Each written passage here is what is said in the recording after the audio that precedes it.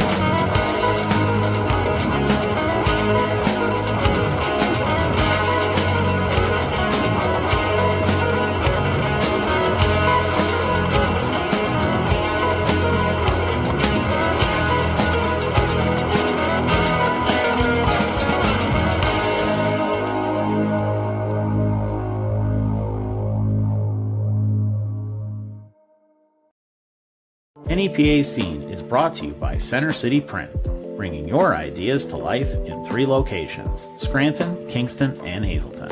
These one-stop shops are locally owned and operated, providing high-quality print products at affordable prices.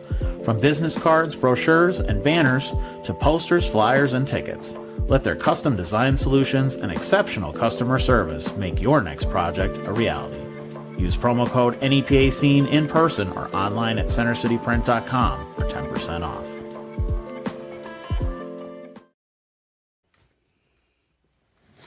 All right, so if we could start maybe by introducing yourselves and your position in the band. Aaron Ferranti, lead singer. Philip Leyland, percussion. I'm Lou, play guitar. James, play bass. Now, even before all of this started, what first got you into music and made you pick up an instrument? Tell us. Huh? Me? Oh, well, I got a later start than most. I didn't start until I was about 18 or 19 years old, and I had some friends that I reunited with that we were friends when we were really young in like grade school, and I was going through a period where I was trying not to party and stuff like I was, because I was like a pretty bad kid like that throughout high school and stuff, and I was going through a period where I was trying to like get myself squared away for a moment, and I ran into some old friends, and they had a band and it was just the two of them at the time. It was a drummer and a guitar player, and the guitar player sang, and they just needed a bass player. So they were jamming together for months and eager to get going. So they were like, "Here, play bass," and I was like, I don't own a bass. I don't know how to play bass, whatever." So he had like a, your typical old like Japanese copy of a Fender P bass that he got from a pawn shop, and he went to art school in Philly, and he just gave me that to get started. And I just started printing out some tabs, and I think I played the first show. It definitely wasn't 3 months. It was less than that probably, and we were playing our first show. I'm sure it was horrid, but that was my that was my gateway into it. And then I kind of like I was just caught on fire for it ever since then, and I've been on and off ever since. And that was, like, wow, a long time ago now, over 30 years. But I've had stints where I'll have 7 or 8 years in and then take a couple years off, and then most recently I played steady in like numerous bands, project after project, for like 8 years straight, and then I just took a few years off, and then as soon as I moved back to Pennsylvania, this kind of fell in my lap, and it's been, off to the races ever since. So here we are. That's been about a year now. How about you? I got into music from my dad's record collection when I was real little. He listened to wild stuff, and I don't know where a guitar came from, but there was a guitar in the house, and just started playing. My mom played piano, and just always played music. And yeah, as far as getting into hardcore, I was in a really bad metal band in high school, and I liked hardcore and I liked skate rock, but I just didn't know anyone who played it or listened to it besides a couple people. And there was a battle of the bands at Honesdale High School, and my band played, and a band called First Things First played, and I loved them. They were incredible, and I was like, oh, I have to join this band. I need to be in this band. They were just like so different from everyone else, and the music was so incredible. And like I just thought about what it would be like to be in that band for 3 weeks. And Keats from that band asked me like right after that, "Hey, do you want to try playing in our band?" And it was the best thing that ever happened to me musically. It changed everything. Yeah, first things first.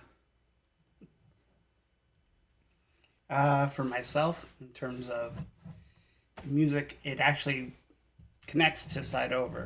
I was living up in East Mountain when I was a kid, growing up on the mountain, and the founding drummer of this band, Brian Craig, would ask me when I was in 5th grade at Whittier, "Oh, you should come up and hang out with us. You can, hear my band." And so I used to go up, little me. 5th grade. 5th grade, and I'd come up to Brian's parents' house up in the mountain and see these yakos. Do you remember him doing that? Yeah. Playing, and just in awe of it, and like seeing the drums, and Brian would let me bash on them when I shouldn't be bashing on them, and it just stuck as such a pure like adrenaline rush that I was hooked from then. And then to several bands afterwards, and we get into the CC years, and the now legendary, I guess, hardcore scene of those days. But yes, definitely. To us, at least. Yeah. Well, to a lot of people, I think, at this point. But, several bands that I was in. And I'm just happy that I get to continue that love of music that I have now. Oh, boy. Pretty much the same as Lou. My dad and my mom used to listen to great records, and I used to love the music.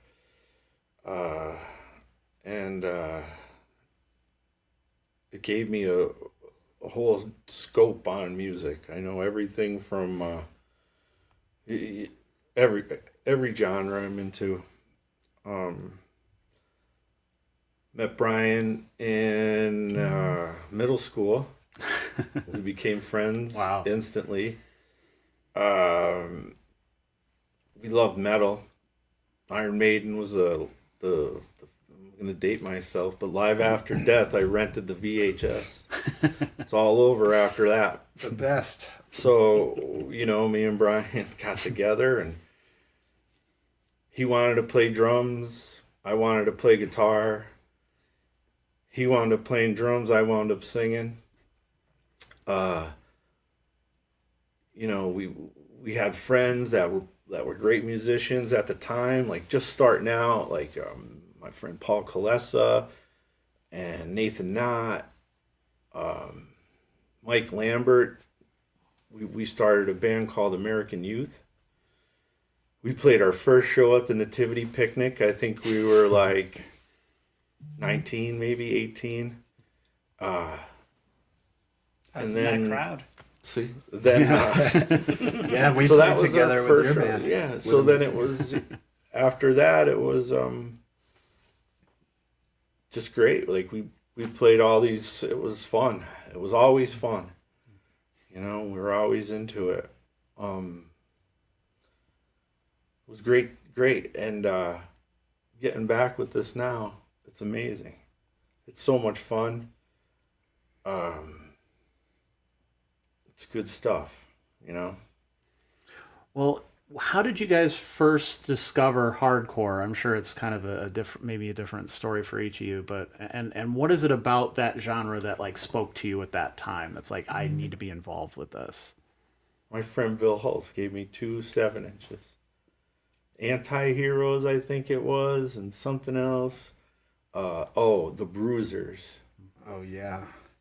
That was it, man. Bloodshed in the street. Like I was a kid, it was great. You know what I mean? The Bruisers, I don't know, it's where it started for me, and then we just went from there, and we started playing it and having fun. And it wound up being a thing, I guess. We didn't even know, like Seems like it, right? yeah, we didn't know.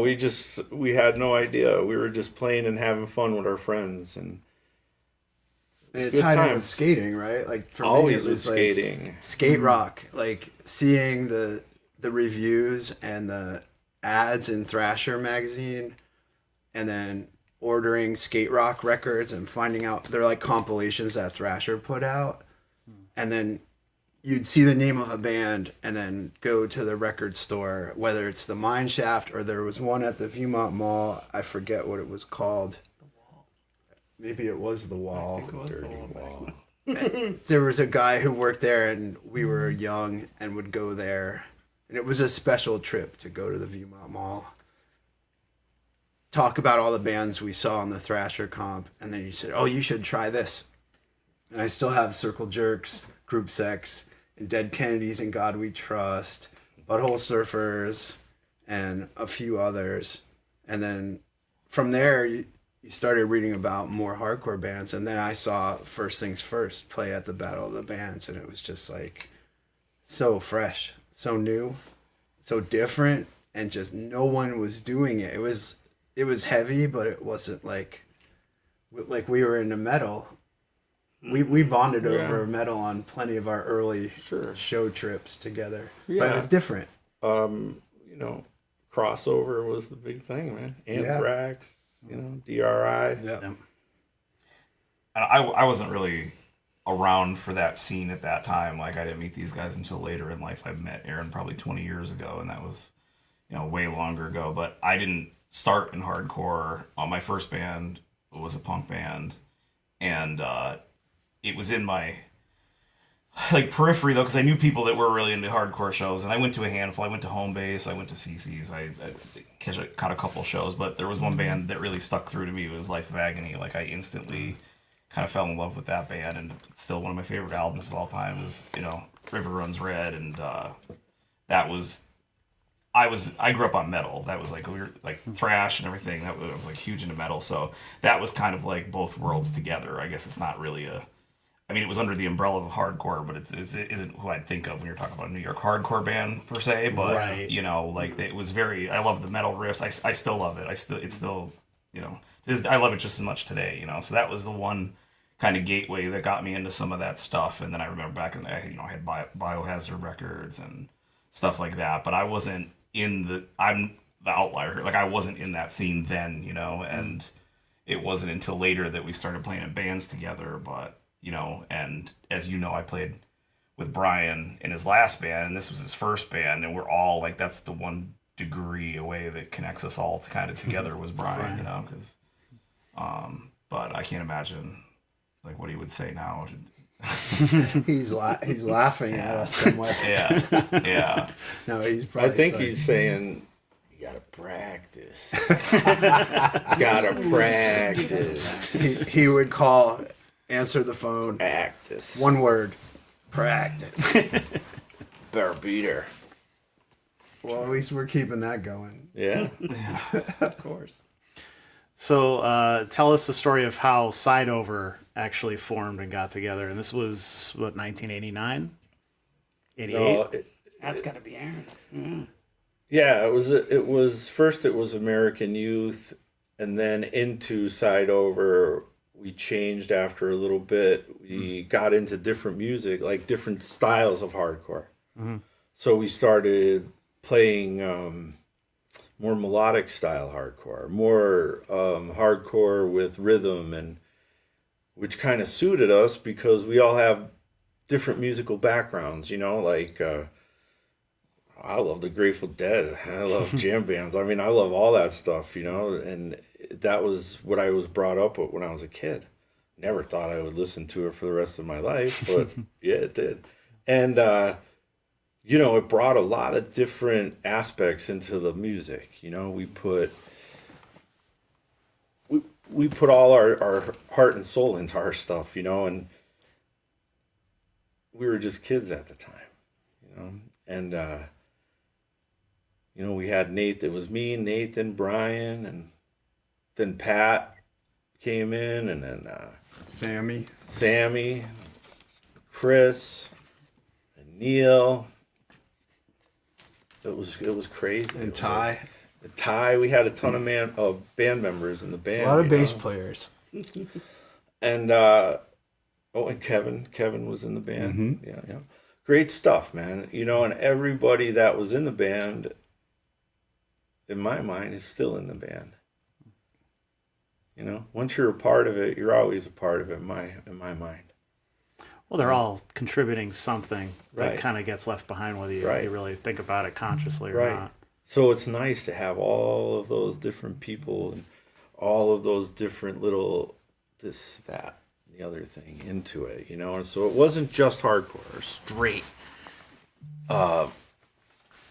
bruisers type of hardcore. Right. At first, we liked New York hardcore, Youth of Today, Love things it like that. still. But then I was like, wait a minute. Could play some different styles within it. And it all started branching out. And then by the time the mid-90s rolled around, we were playing a style that kind of turned into indie rock. Yeah. And Hardcore hardcore rock, as an entity kind of went one way, and then the more melodic elements shifted into indie rock. And it's really interesting to pinpoint different subgenres within it, but it's still all one thing. Yeah. It's wonderful. Yeah, it's a pretty big umbrella, really, when you go back to the root of it all. Like, there's so many different sounds that come out of that, of what you could consider started as hardcore and stuff. But, like, if it was, like, straight up, like, that, I can dig that stuff, but if that was what this was, I wouldn't have really played in the band, because that wasn't what really, like, made it. But when I heard the old demos, and I really liked everything. I couldn't believe that they were that young and wrote it all, so I was like, immediately, I think Aaron called me, and I called him back within a few hours after listening to it, and I said I would do it. But that was only for like a one-off show, though. At that time, I was just learning it just for that, and then we just started having fun, and Lou came up with some new riffs, and we just kept going with it, and now, that was it. So. How old were you guys at the time when Side Over was kind of in its prime, I guess? 19? Yeah, 18 to 20 something. Wow. Yeah. I might be the oldest out of y'all. Right? I'm right on you, man. I don't feel old though. I don't know why. It doesn't sound old though. You know what I mean? When you listen to the record, it doesn't. No, not at all. It doesn't sound dated or anything. You know. Well, it depends on who we ask. We have to. Yeah. We have to pull some youngsters and some oldsters. Yeah. I mean, to me, I was I was listening through with brand new ears, and it didn't really sound dated. I was excited to do it because like to make those old songs like to do them like what we did with this record, you know, like to make them new again and do it right. And it was nice to put a brand new song on it as well. And then, you know, we have a bunch of them in the bank. I can't wait for the next one already. And this one's just coming out. We have like a bunch of new stuff that I'm really excited about. So we're gonna get into the tracks in a little bit. Yeah. How did you choose the name Side Over? It was me, Brian, and Nathan. We were in these old practice rooms in North Scranton. Yeah. There's a railroad track. We were in a garage, right? Like where a truck would back in or a train would come up and drop off. Yeah. And we were all sitting there and we're like, what are we going to name? We got to change. So we were talking about underside. And I'm like, what do you mean underside? What are you talking? So then it was actually Brian and Nate that came up with it. And Side Over. So it stuck, you know, and that was it. Like, how do you want your eggs? Yeah. Side over. Yeah, side over, It baby. don't mean nothing. But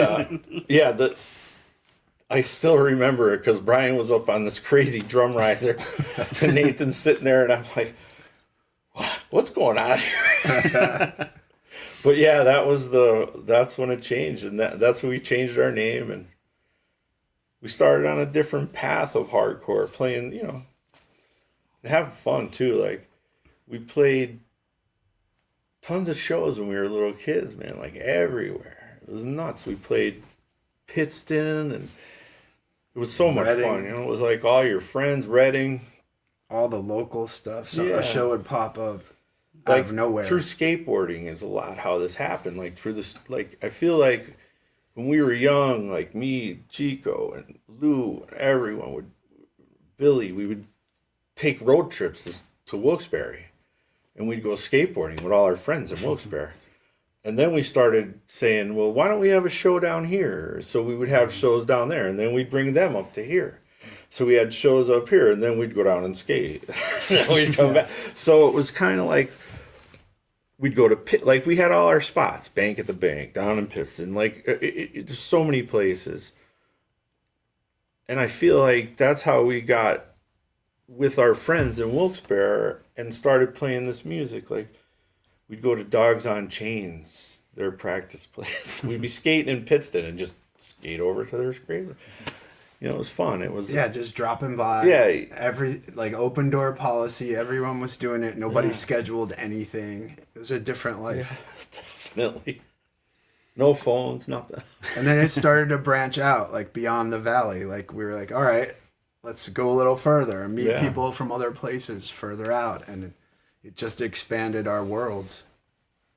Yeah, lots of shows in Reading, Unisound, lots of shows at Lost Horizon and Syracuse, Connecticut, lots of fun stuff. And then just grabbing bands like it's like random, like you would never do this today.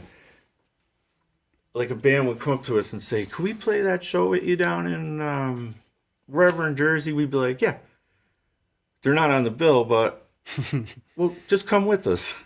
So we'd grab them and tell them to come with us, and we get down there. They wouldn't care. They'd let them play, you know?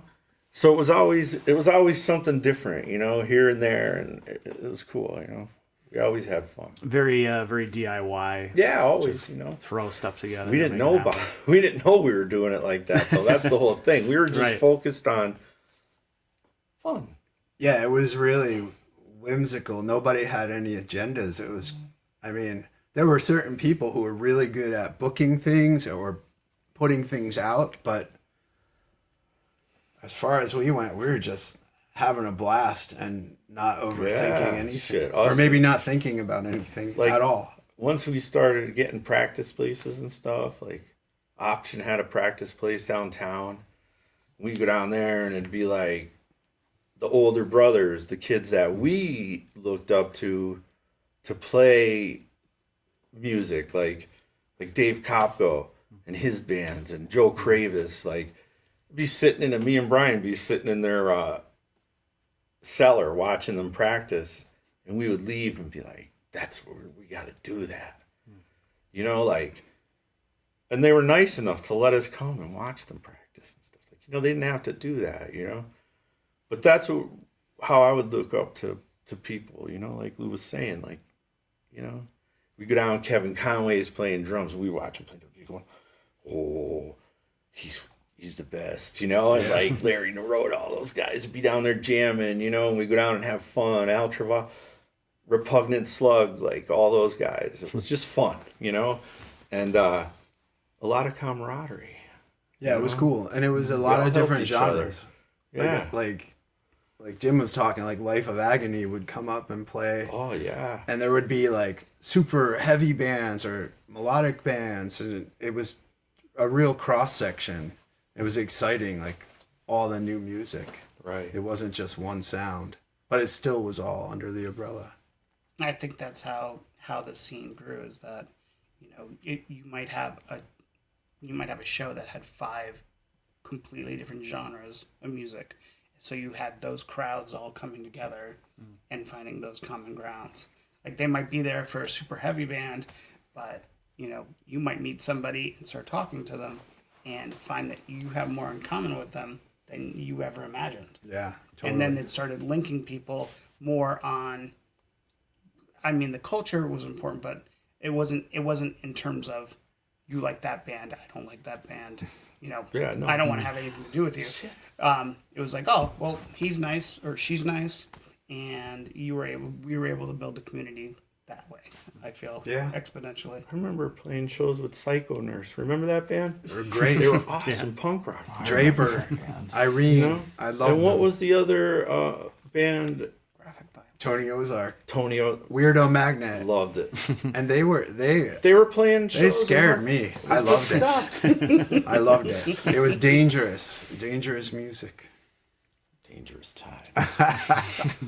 No cell phones allowed. But yeah, everybody was doing it, and it's interesting to see people still doing it. Yeah. I mean, I don't know. I prefer a mixed genre show, like what Phil was talking about, when it's a bunch of, like, there's a common thread, but it's a bunch of different bands. I think, as much as I love heavy music, but I would rather hear like 4 different bands than listen to 4 death metal bands in a row. You know what I mean? Right. Your ears need a Yeah. break. You just get exactly. like, you know, like, it's nice to have that, and you know, talk about the wide, you know, range that was covered back then. It's like, even like when I heard that Shelter band for the first time, I was like, oh, this is hardcore too. You know what I mean? That's like very not heavy and real melodic, and I really loved Melody. it, and it was like, you know, Or like Vision. all different kinds. And then you start connecting the dots from that, and a lot of people didn't even realize that was Ray Capo from Youth of Today doing a different band. Yeah. And we didn't have the internet to tell us that. You had to read about that in the zine. You know who was good at that back in the day of doing all those was Callahan, James Callahan. Mm-hmm. He was always good at making it a great, you know, show Oh, with yeah. different bands and like eclectic, like nice. He you know? curated it really well. Really well. Even up to not that long ago, when he would book shows, there's always a cool lineup. Like when he was doing the Border Bar thing and stuff like that, it was always like a cool lineup of bands. You know, Joe too. Joe Nardone did a lot too. Yep. Him and Chris Pawloski. Yep. Oh boy. Now, in terms of were there more venues available to different kinds of bands at the time to play? Because, I mean, obviously that's something we talk about a lot here on the podcast now, because a lot of the local bands, like, there's like 2 or 3 places that'll let us play, and that's pretty much it, you know? So Yeah, I don't think there's a different amount of venues. I think there was more risk-taking, less worried about lawsuits or responsibilities. It's just like, throw a show in a practice place. You'd have 17, 18-year-old kids renting VFWs. They're still doing it. We're seeing them do it. It's just yeah, that it's we still didn't- out there. we don't know about it because our friends aren't telling us about it. Well, Our kids I are mean, think telling all us. the places we played. We played in basements. We've played in backyards. You know, like Yeah. everywhere. It's those are my favorite ones, actually. There doesn't Those seem to intimate be a shows I love. dedicated club though. Like we had for a while, we had For the the factory, factory. and Yeah. CC's. Home base was one. Mantis Yeah. They were there for a Later while. on. Mantis Green. Yeah. But it seems to be happening Staircase. now. There's Staircase was seem good. to be some spots. That place. I was kind of blown away when I came back home, like all the difference between I left right at the height of COVID and moved away, and then I come back and like the only thing left that foreseeable, that was obvious was the V spot, like everything, like Right. you know, the Irish Wolf was gone, Yeah. Keys were gone, Stage West. Carl Hall is gone, Carl Hall. Stage West is gone, Yeah. like Yep. it's crazy. But there's places around here that are one I actually didn't even know about, but I found out at the Ritz, the Goblin Alchemy. Yes, the dungeon. The dungeon Yeah. at Goblin Alchemy, yes, Yeah. which is up in the Ritz building. Yeah, Yeah. yeah. I They went do to see a some cool show. stuff I went there. to see a show there. Me and Aaron went like about a month ago. Really It was good. cool. Constant Murder. Yeah, Blush. and Blush Culture. Yeah, and someone else, the Devil something. They were good Bob too. and the Devil. Yeah, Bob Yes. the Devil. Great. Very good. Man. Very Fun good, yeah. stuff. Yeah. And Yeah, you- everybody was good. Thoroughly enjoyed that. Yeah. So tell us about some of your most memorable shows as Side Over. I'm sure there's a few that stick out into your mind over the years, whether here or you know Right. in any of the other places you mentioned. Well, for a good one was the Sick of It All show at the Staircase. It was like we were playing. Felt like we were playing an arena or something. It felt like there was so many people. That there. was such a cool venue. You know, Because you and had it the was upstairs like, too. the upstairs and the downstairs, and it was so fun. Like the first, I think in like the first couple songs, everybody was going crazy, and the stack started to falling. We were pulling them back and stuff. It got nuts. We had to stop for a second, but it was that was a really fun show for me. Yeah. Yeah. Aaron, talk about Oh, Pottstown. don't. All right, so Is it Pottsville? It was Pottsville. I can't remember. All I know is that It's a that shitty sucked. It's Pottsville, right? It was bad. There was an issue in the pit at one point, and someone thought they got stabbed, and the person that thought they got stabbed just happened to be a Nazi skinhead. And then So completely deserving. yes, and then he didn't get stabbed. I think He got pinched. something something pinched him, and he got real mad. And then he started fighting, and then all his boys just want to fight, and then as it turned into a huge riot. And that sucked. And we didn't. I think did we play? I wasn't there. Probably I not. think there were a Probably few not songs then. because there's a photo of Brian with the black train jack Yeah. flight case or the road case behind him. So we that did play. Jolene We got to play. Yeah. And then I'll have to say this: there were some guys from some bands there that we were like, "Oh, this guy's the real deal." Like, that was the first guy that ran and hid in the closet. It was the best. I was like, "No, he didn't." Did he? Oh no, he didn't. And then we saw We had to protect our equipment. We grabbed the boards off of the wall and like stood in front of me and Neil. We're standing there with Brian. We had these. You ever see the old doors in a gymnasium where they would put a board in it? Mm-hmm. We pulled those 2x4s out. We were standing in front of our equipment because we didn't want to get it ruined. We were going, "Get back!" Oh, it was nuts. But yeah, that was those guys showed up to retaliate in Edwardsville at a show that I was playing. That was a different. But I thing. didn't get to play because That was a whole different story in itself. metal folding chair night, right? Yeah, that was another, like, That doesn't seem to go on very much, which is a good thing. Yeah, not anymore. Yeah. That spilled over from the Allentown crazy stuff down there, you know, which we almost got killed down there one night too. Like, we left the place early, and the people that got kicked out were outside for fighting and stuff, and they're like, straight edge, yeah. So someone had a Judge shirt on or something. We're like, what? We didn't even answer them. We just kept walking. Brian goes, they're chasing us. I said, what? He goes, they're chasing us. I said, no, they're not. They wouldn't do that. So we literally turn around, and there's Boots chasing us. We get in our car. As soon as I put the thing down, dude's grabbing the handle of the door. No shit. So it was, you know, let's say it was a spooky night. Yeah. That didn't happen around here. It didn't happen in the Valley. No, the that Valley was was like, people were cool. Remember the Midtown Arcade? That was the best. In Pittston, it was just this small, thin hallway of a venue. I think it was an actual arcade. And with it's a like stage. these random pictures of us with no shirts on, like sweaty, like Yeah, like 1,000 little degrees. kids. I'm like looking at them. I'm like, look at us. It's like me and Mike Lambert with no shirt on, and Nathan like, I'd pay to see that right now. the hell? Both of you guys. But yeah, Option. I think Steve booked those shows. Probably did. First Things First, American Youth played there together, Fat Chance. There were a bunch of good shows I there. in forget Pittston. the guy's name from the hose company up in, what was his name? In Edwardsville. No, up in Kingston there, where Oh, we yeah, play the fire hall up there. I don't remember, but it was a fun time. Yeah. Killer stuff. Good memories, you know? Yeah, we got a lot Not of many those. bad memories, which is great. Like Syracuse shows were always amazing. That's when things started to shift, when we saw Earth Crisis in their hometown, because we had seen them not in their hometown. We were like getting shows for them down here. They got us shows up there. And that was just another pivotal moment to see that band in their hometown as they were blowing up.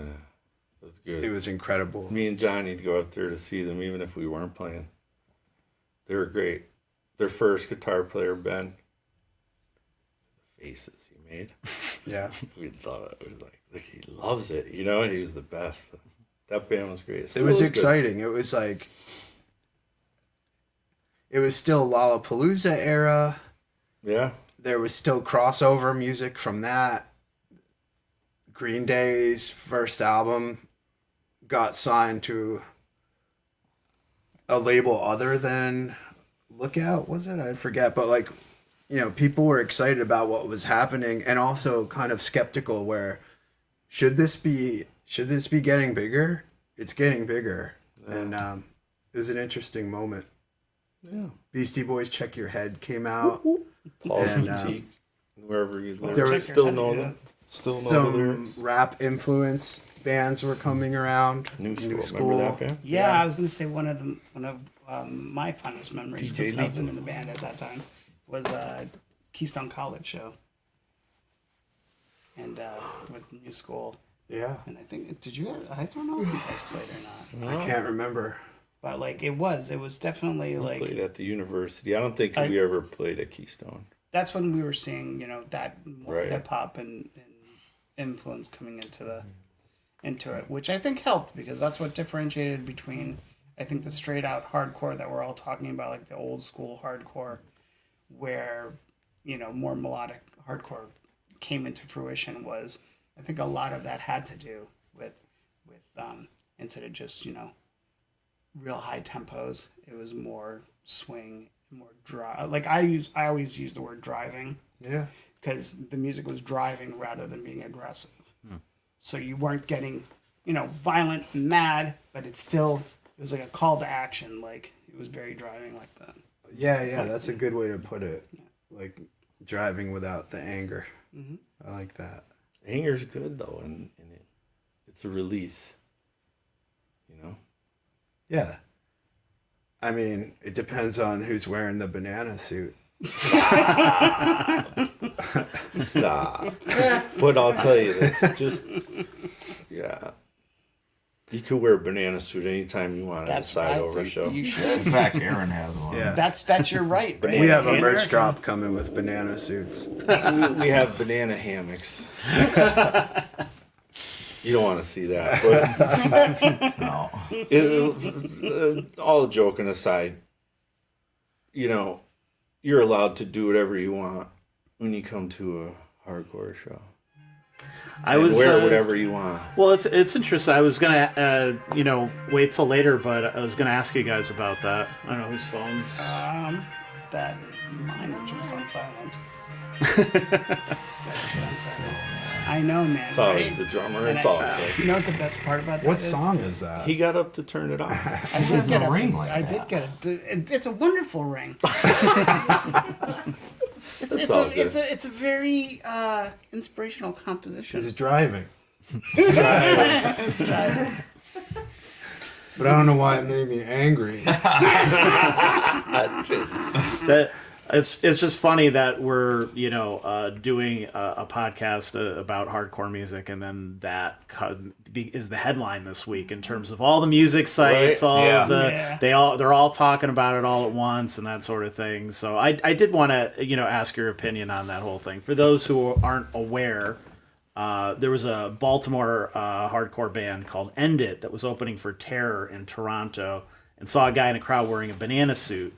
And they singled him out, pretending that they were going to give him the set list. And then he said that they're just there. He's there for attention, and now he's got it. And then they encouraged the crowd to rip the banana suit apart. The singer said, "If you strip the banana," which missed opportunity to say peel the banana. But, if you strip the banana, you get this lovely set list. I'm just saying, he was asking for attention. Now you got it. And then one of the other members said, now everyone here has to kill you. So the crowd acted like zombies, as you would expect, unfortunately, and ripped the dude's suit apart. And I guess he was pretty bruised and kind of beat up afterwards. And, went on social media and kind of blasted them and was like, felt really, excluded from the whole thing, which, pointing out the hypocrisy of that. Many hardcore bands in the hardcore scene talks a lot about brotherhood and togetherness and everybody getting along and putting each other's differences aside. But the one guy who stands out in the crowd and you're not wearing the uniform, get out of here. We don't want you. And everybody attacked that guy. Like total opposite of what you would want from hardcore. But obviously that's me inserting my opinion into that a little bit too. Because there's apparently a whole other side of people who are like, yeah, Banana Guy had it coming. He shouldn't have, if he knew he was going to that kind of show, he shouldn't have been wearing an outfit like that, which is some really bad logic that can take, no pun intended. Yeah. So that's a whole thing there. But I obviously, as somebody who's done hardcore back in the day and now is doing it now, I'd just love to hear your thoughts on that real fast before we move on. Well, I didn't do it back in the day, but I agree with you. I think that's just over the line. There's when somebody's on stage like that, they have so much power, and to use that to incite violence on someone no matter what they're wearing. That's just insane. I don't know how you could think that that's okay, but that's just my opinion. Yeah, I agree. I read something where the singer was joking. I was only joking. No, your words have meaning, and he could have said, I feel that you're mocking the scene and the music with your costume, but not a call to action. It reminds me of something and someone we see on a regular basis doing things like that, and it's a nightmare. It reminds me of why we were kind of afraid when we were young to be at certain shows in certain regions, why the Valley was always such a really cool place that was super open-minded always. And it's just like a nightmare of then. It's still open. Yeah, the Valley is always been open-minded. We didn't have those kind of problems, and it's just the reason we got into this because we were misfits in our own realms, and we got into this music, and then all of a sudden there's like rules and regulations and uniforms and you know you don't wear a banana suit, Gatekeeping, that kind of stuff. Clicks and gatekeeping. Yeah. but you have that with anything. But Oh, sure. to take it to a violent extreme is. Yeah. I hope people who agree with that are not interested in coming to our shows. Yeah. Yeah, I don't need that. What's funny too is it had just come out today. They were supposed to do a European tour with Hatebreed and Life of Agony.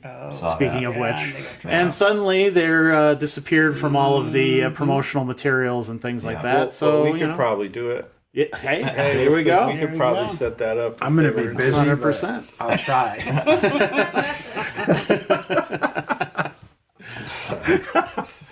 Well, speaking of Zoom in. Life of Agony and shows getting a little out of control, you guys were there for the very famous Pancake House in Lake Ariel show.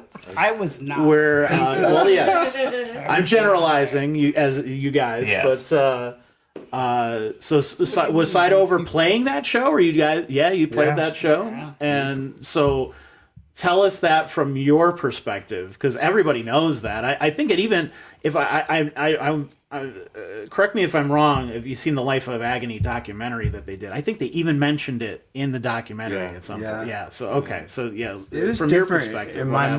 mind, it was really different. And then my friend sent me a link, like a really bad video, like that you have to adjust the tracking on. Yeah. I'm like, oh, I remembered it so differently. Like, but, All I can remember. Are you done?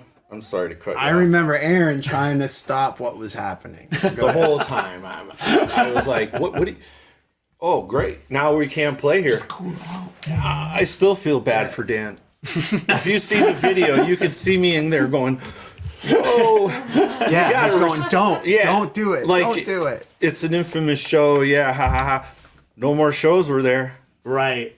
You know, thanks. There were some really good shows there, and Dan Engvalson found a cool little weird spot in the was middle so of nice. nowhere. And Life of Agony came up to play with us. Dawn. And I still like one of their Agony. guys That's not what I'm saying. was like, tear it down or something. And then Aaron was like, going Please, like no. this. No, trying to stop people. Well, I don't think he was being literal. Because it was this either. very low. I mean, It was like a very low low ceiling. ceiling. low drop ceiling. People were like punching out the So there you tiles. go. Pulling it down. He commanded that crowd. Right. Yeah. Just like the other man commanded that crowd. Right. It was not Caputo, though. But at Wasn't least at the very, he was not singling any person No. out, which is a good thing. No, Right. But you could command a crowd. Yeah. And you they have will- a responsibility. Right. As a singer, a front man, or a band member, you have a responsibility. You could command a crowd. Yeah, it's hard too because you want to get people riled up, so you want to use that kind of language. I kind But of people can take it the wrong way, like, "Hey, we were going to tear the walls down, we're going Yeah. to tear the ceiling down," like that sort of thing. And you mean it metaphorically, Yeah, right. No, we wanted to but break in this down the case, walls. I'm it was guessing just he didn't like mean it in this case, I literally. do not think. No. It's But if yeah, it's right it's, there within grasp. Yeah. I guess it's hard to resist that. I had a flashback to that. I was at the Haywire show at the Triangle Club, and they were playing, and I seen the light kind of come down, and it was a drop ceiling. I'm like, no. And thankfully, the kids that were, up front actually put it up and fixed it nice. You know what I mean? I was like, oh, Right. thank God. Well, it was. See, the Wilkes-Barre kids do it right. That's right. I'm proud of them. Yes, they respect the venue. Yeah. It's nice. We always do. It is what it is. Well, tell us about the demo tapes, the original demo tapes that you guys did, and the recording of those, because at least one of them was done was a live recording, right? Yeah. We did those at Jake's and Unisound. And Reading. Yeah, it was. I think Option did 2 songs, and we did 2 songs. We wound up staying at Jake's house that night. Steve stepped in dog poop. Neil laughed at him. That's what I remember about that one. And then we recorded. Where was it down here? Sound Investments. Sound Investments was. You took this freight elevator up from the back Galucci's. of Galucci's. Or not or Galucci's, Giannetta's. Giannetta's. The other G. Yeah. And Tom Borthwick, then known as Tom Slick, he just was the go-to, like, an amazing engineer. He really helped us out a lot. Yeah. Yep. And then John Dudek pressed those tapes Oh yeah, God. and distributed them. We were basically Johnny's first band. He released all our, like, he did all our tapes, and he Yeah, just he sold booked them at us a lot of shows. He shows. pushed us, and shit. I remember walking into shows with comic book, like a full comic book thing, 7 inches, and we'd sell them, next to our merch and stuff. Johnny, boy, he got good at it. He got real good at it. Yeah. He made Very, quite a very career. distro empire. was his. Yeah, we owe a lot to him. Chris Pawloski really helped us out. His band, Firefly, and then Pale. Then he joined our band on bass. He booked shows, worked for Gallery of Sound. Joe Nardone was a huge help. James Callahan. Joe Jr. Yeah. and Joe Sr. both. Yeah. There were a lot of people who we didn't have the mechanisms or knowledge to distribute tapes or to network at bigger shows in other cities. And there were people saying, hey, we're going to help you out. And that's really important. That goes back to So like that Brian's brother, Barry. He had a band. Brought us down to CC's. We're playing with hair metal bands at CC's. yeah. And then, This is how it's done. That's how it yeah, started. Now you do it. Now you do it. Yeah. Yeah. So- Vince was he's the best. Vince came to hardcore for Husvar. He's a He's great there. guy. It was super cool. Yes. He did a lot for the scene too down there. Yeah. So from those tapes, did that kind of open up more opportunities for you to play more shows or anything like that? And maybe from there, did you have any more planned before you guys broke up? Yeah, we Definitely. had a lot planned, and it just dissolved at some point. We decided to, we needed a little break. We were going for a long time there. All of us needed a break, I think. And we took a little break, and it wound up a long break. So what was the timeline? Because I mean, obviously, talking to Brian about those days and stuff like that, he would say that he got hired to play. He played drums in Turmoil. Right. Were you guys already done at that time, or were you still Just- active? I think we played that Bedford show, Massachusetts thing. Oh, yeah. And then right after that, I think that's when Brian wound up going with them, because I think I forget. I think that's when they got Yeah. tour or Century whatever. Media. Yeah. They were doing a did European Europe. tour. Yeah. So Brian wanted to go to Europe. So Yeah. they snatched him up, and the next thing you know, he's on a bus in Europe with Turmoil and Madball, right? Was it Madball? Yeah. Agnostic Front. Agnostic Front. Talk about non-driving bands. Great stories with Vinny Stigma. Yeah. He's told me great stories. Great guy. Yeah. Well, yeah, then I think we played again after that one show. Oh, we had a reunion show at CC's. But it was like a year later or something. Right. Like we hadn't played in a year or two, and we were like, Right. let's have a reunion because we haven't played. Like we're on our break. Yeah. And then we dissipated. Yeah. I wound up playing like jug band, bluegrass, old time music for a while, singing and percussion.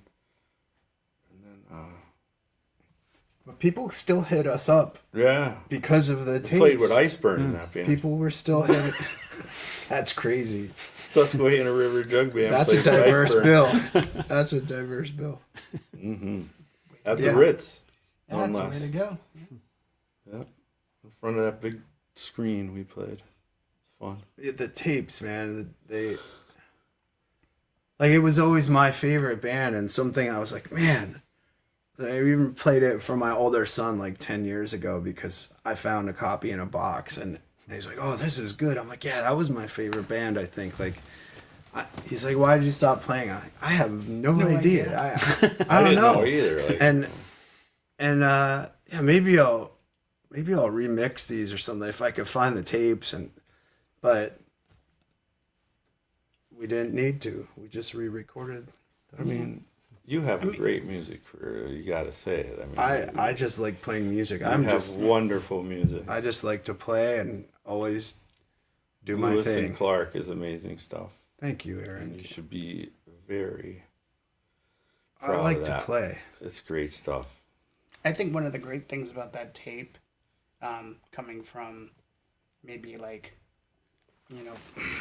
5 years younger crowd, is that it was the first tape.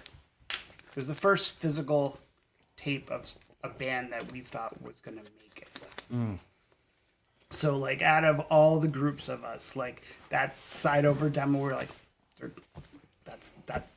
they're gonna be the rock stars and be on tour, because everybody who was part of that scene, at least I felt that way, and I know a lot of other people did, is that you guys were gonna be that band. Well, we proved them And that's wrong. yeah, but that's not true, because we have people, even in the comments, even on the side of our page, they're like, waited 35 years for the new vinyl. Like, there are people that still have that mentality that it was kind of like the band that could have been, but then didn't at that point, and now we're back. Yeah. And it's really nice it's super sad, the circumstances that we came back together, but Right. it's a really amazing thing. Like we got our band back, and we have like new homies to be in the band with, and it's really enjoyable. And we got to seal the deal with a few things, and in '94 we had a new album to come out, and it never came out, and pieces of that are surfacing on old 4-track tapes, and maybe we'll use some bits and pieces, but we have new music, and it's pretty cool. And the song Scars, I found a practice tape of me and Brian, and so the riffs, most of the riffs from that song come from that practice tape, and it's fun. I mean, what a way to keep him alive. Yeah.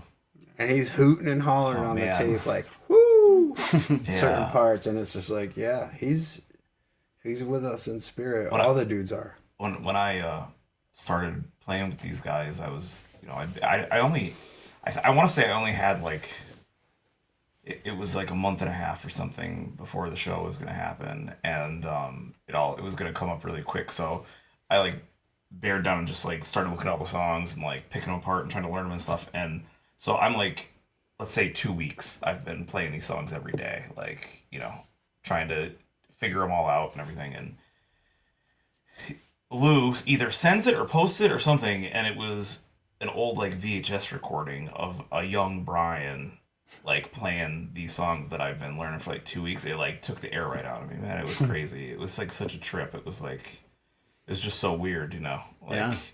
it caught me by surprise, to say the least, But yeah, after concentrating on that much, and then see him sitting there playing that same song that I've been focused on was just And to see how lanky and beardless he was. Yeah. so young, All of like it. baby face, all of Yeah. them, man. It was like, damn. Yeah, his cymbals definitely got lower over the years. But we love Brian, like, love Neil, love Chris.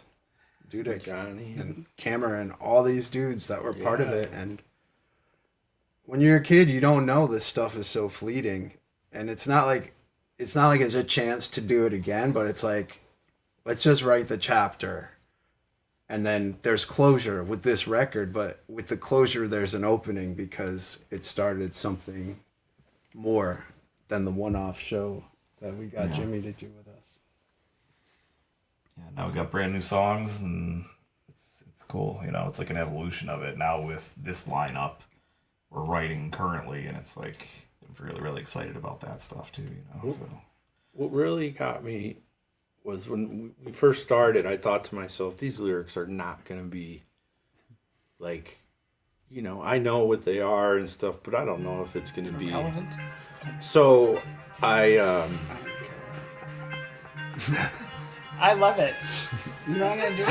I will I'm gonna remove myself for a second. No problem. So basically, I feel like the lyrics are still relevant. This shit's never changed. It just got worse. You know what I mean? Yeah. So what we were talking about back then were like some social things, and you thought it was bad then. Right. Yeah. It's like, we didn't but it even does know. apply. Some of the old stuff, Right. it does apply to it's still today. relevant. And it's like super relevant, but it's like, you thought it was bad then? Yeah. Yeah, like, it's totally. That's the best part about it. It's like, wow, I thought I knew what I was singing then, but little did I know it had all this other meaning to Yeah. it. Right. Like, you look at it with 30 more years of experience and life stuff, Right.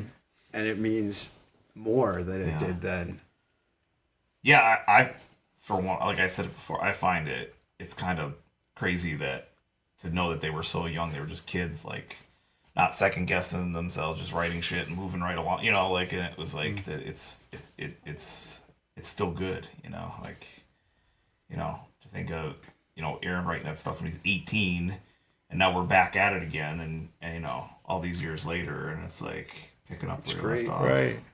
I think a lot of the best music just comes out fast I and agree. naturally like that. Yeah, I agree. The artists that you read about or hear in interviews or whatever else where they're like, it took me 20 some years to come up with it, and I toiled and I played with it and whatever. You think of like Chinese democracy, like that sort of thing. Where it's just like forced and contorted. and then when it finally comes out, it's like there's no way that will ever live up to your expectations or the fans' expectations. Yeah. And you just wasted all this time and energy. Like, just put it out there. Yeah. Just, you know, whatever it is, just make it happen then, or it's not going to happen, you know? Meanwhile, they probably wrote Rocket Queen in like a night. And it was like, that's it. It's good. Let's send it, you know? Like, Yeah. Yeah, so we're trying to use that approach with the wanna new write- stuff we're writing. It's like, you don't want to just kind of toss it out, but knowing where that line is. Like, you love it, you don't want to beat it into the you don't beat it to death, and that's why we're keeping the production pretty simple. So like everything's tracked live, and then minimal, if no overdubs. Yeah, And no- so what you hear, No click. We're playing live in the room together. You know, that's pretty much how it went. Yeah. it just kind of boxes you in to not lean too much on the technology we have. Because I too have made my Chinese democracy. I'm gonna put it out maybe in a couple years. I've overproduced an album that's before. amazing. I mean, you get in the I might have studio heard some and you of it. think like, oh, well, I have all this at my fingertips, and can I make it better and make it cleaner and make it whatever and add this and add that, and then it's like, I listened to demos of that same old band, and it was like the demo was better. You know, it's like, Yeah. what did I do? You know, Demoitis. Yeah, Wow, it's a yeah. thing. Sometimes you make stuff too slick. yeah. It loses its edge. So we, I figured this might be a good time to do this. So we have a little segment on the show, if you guys would like to participate, called The Breakdown, where we go track by track on an artist's latest release to talk about each song, and you could tell us anything that you find most interesting about it, whether it's like the lyrics or the composition or, the story behind it, what it means, to you, whatever it is, because there's only 6 tracks on this. So I figure that's a nice little segment that we can, take some time to kind of go by each one. And you mentioned a few of them so far. And like Scars, for example. Yeah. But if you want to get any more in depth into any of those or whatever, and then that way it'll be a nice way to kind of highlight the album coming up. So you guys want to do that? Sure. Yes. All right. So your new EP, Loves You, will be released on Friday, June 12th on CD, vinyl, and all major streaming platforms. So let's get into it. But by the way, we do have the vinyl here. We're going to show you that in a little bit. The first track is Sorry. And what is I think you talked about a little Decibel did a premiere. Yes. And you talked a little bit about kind of some of the meaning behind Sorry. Yeah, Sorry was a song I want to say it was our first real side over song. Sorry. It was like our first we love this one. You know what I mean? Like, It's what made me fall in love with Side Over. oh boy. Because you guys had that when I joined. So, well, I'm glad. Me and Brian and everybody were just being kids and stuff, at that point. And we were kind of going down different roads at one point with our friends and what we did and this and that. And so I was writing a song about him going a different direction than I was going in at the time. And then after I told him about it, and I told him what the song meant and everything, it was like a pivotal moment in our friendship. We became more like brothers, more tight. And we respected each other, all of us, and it was a good thing. It was we each go down different roads, but we all wind up the same place sometimes, and like I said, he was always my friend. He'll always be my friend. Still is my friend. And every band member that was in this band is still my friend. Yeah. Anything else we want to mention before we go to the next one? From an outside perspective, not being in the band, one thing that I really found significant about that song is that it was one of those first songs where you heard arpeggios in guitar in a hardcore kind of environment. So it wasn't just the standard, Yeah, you hear like that melody in it, and like it softened it up, but it's still cranked because the drums were so hard on it. Yeah. So it made it really pinpointed for me like musicianship, and like these guys are good because they can play, something that sounds melodic and still have that driving force towards it. I have a question for you, Lou. Was that Nate's riff? Yeah, the original riff, Yes. totally Nate's, and then me and Pat reworked it, Yes. Okay. and then It is to what it is. what today. we recorded is like what me and Pat reworked Right. it to. But like all props to Nate, Right. phenomenal songwriter, yeah. phenomenal musician. Love me some Nate. Like, man, I didn't get to play in the early days with Nate. He was already gone. But when we did that, like 95, Reunited. 96, then me and Nate played in other projects together. So yeah, that was like a Nate riff. Yeah. Amazing musician. It was the first Side Over song I heard when I started listening to stuff, and it's funny because him saying it's the first like great song they wrote. It's the first song on the album. It just sounds like a first song, like when you turn on the album, like that. It's obvious that has to be the first song. Like I don't know what it is about it, but it's obvious that that's the first one, And the thing that I noticed when I was listening to the old demos was like like what Phil was saying with the arpeggios and stuff. It almost sounds like whoever wrote it or however it became. I always say about Lou, he's able to I was questioning there's only one guitar player because there was like a lot going on there, and I'm like, there's only one guitar player, and he's able to.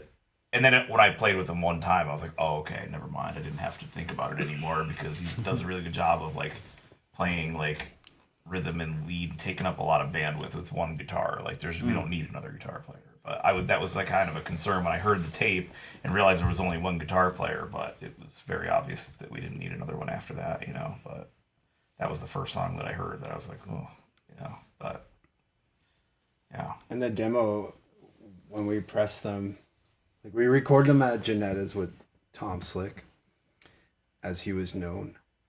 And I remember he's like, "Why are you doing feedback so long?" And we're like, "No, more. We want longer feedback." Yeah. And he gave it back to us, and he had cut the feedback off just to the stick clicks coming in. And we had to go back and ask him to put the feedback where it belonged. Yeah. Unmute the feedback. And it was pressed at a weird speed, so you can't really play guitar to it unless you tune to the demo. Yeah. Yeah, that's messed me up bad too. Because it's like in between, and I couldn't make it sound good no matter what I did, and it's because it's not like it's not in the right tuning. Yeah.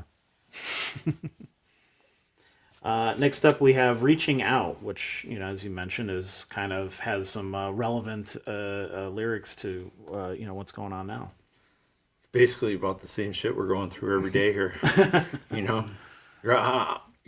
we were young and it was a turbulent world at the time. You know, we're reaching out for something to believe in with your friends and with your family, and you know, reaching out for something to hold on to. And you sang it with like teen angst, and now we have post middle age angst, so it's completely equally relevant. Same vibe, different highway. Yeah. Exactly. And that's another OG original. That's a Nate song riff. too, yeah. That was one of the first side over songs right there.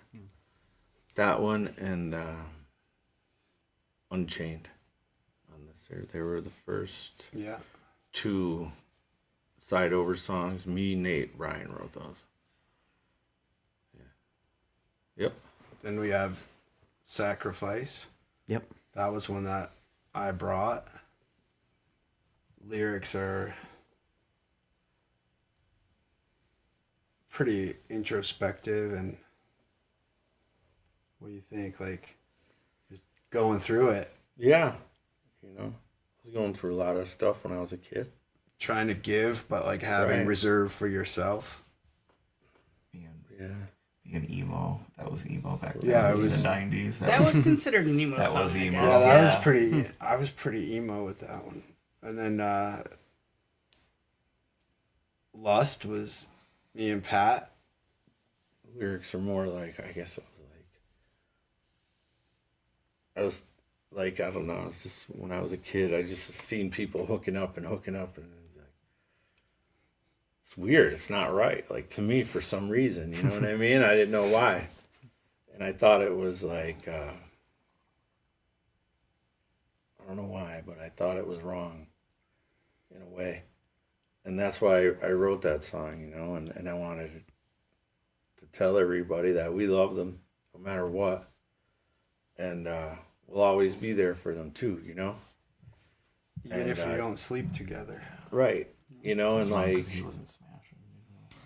Right. you know, but that's, you know, that's what that song is about. And that was part of the influence of like bands we were playing with that were vegetarian or straight edge bands, you know. The moral compass was great. Yeah, like it was like it made kids think about, where Being am I at? respectful, Like, maybe. is this LA in the 80s, or are we trying to improve it? And it like, I'm still vegetarian to this day because of Gorilla Biscuits. Like, who would have thought? But and what Ray was doing with Shelter, it got us thinking about like spiritual things. Right. Still does. I still watch them. It's a cool thing. I like to hear him in the mornings. I do. Yeah, he's great. I think that's one thing that's kind of lost these days, where like you don't have bands that are influencing as much as like. I mean, back then it was easier because it was big, like and you know, It was a movement. Micro, yeah, it was like these big, huge movements. Like, I don't know, like though, vegan and spirituality and Krishna and well, I mean, at the time, I guess it would have been, you know, alternative lifestyles as well. Yeah. Or general moral compass. I don't know, though, because I'll never know. We'll never know because we're not that age and we're not having that impression, and it's not the 90s. Right. But like, the kids that we're meeting are cool, and they seem super cool, and I don't expect them to care an inkling about what we're doing. But I think the kids we're meeting are cool. Like bands we're playing shows with, and like I'm not seeing all the propaganda of like vegan straight edge like we used to have at the tables. I think there was no social media really at that point, so it was more of like you were getting that kind of influence from your bands. Yeah, or maybe the kids now are just like, yeah, no shit. Yeah, they are. Well, yeah, we don't need to. They don't have to worry about that stuff. Yeah, no, I don't know. agreed completely. I don't know. A lot of it still hasn't changed, man. I love when people have zines at shows. It's the best. You gotta get them. You That gotta was support, like, man. zines were like the monthly, You know, they're still at the shows. monthly social media posts. I bought one the last show I was at. You know, T-shirt. It's great, man. It's a great scene. I never left it. You know, I always went to see other bands, toured, worked for other bands. I did a lot of a lot of stuff, and I'd always go to a hardcore show wherever I was. If there was one, I'd go. You know, Philly, we used to go all the time. I'd go by myself. You know, and even when I was raising a child and being dad and working, doing everything, I'd still make it to a show once when I could, and I love to go still and support everybody. It's a great thing. And I see these kids around here, and I feel like it's the same spirit we had when we were young. Strength for a reason, great people. Yeah. The camaraderie, and it's great for our scene here. It's a safe area. It's nice. I always felt safe here, with my friends and family and hardcore family, and outside of that too, the music family, everyone. It's a great area to express yourself, I feel. Yeah, I agree. And next Fifth song, we have Scars, which is the one you kind of found an old tape, or what was the idea there? Was that we're gonna go back and try to find something that we could use, or? Well, I wasn't trying to find it. It was just like, what is on this? I have boxes of cassette tapes, and periodically I'll be in my workshop or something, doing a project. I'm like, all right, let's see what's on this tape. Put it on. And whoa! I have my Sharpie and I mark it up. I'm finding a lot of like high school band practice tapes, and then on into Side Over. And some tapes I kind of remember, like it was like a yellow and pink Memorex, but then this one was a black TDK, and I'm like, oh, I think this might be this or whatever. And then others I have no idea.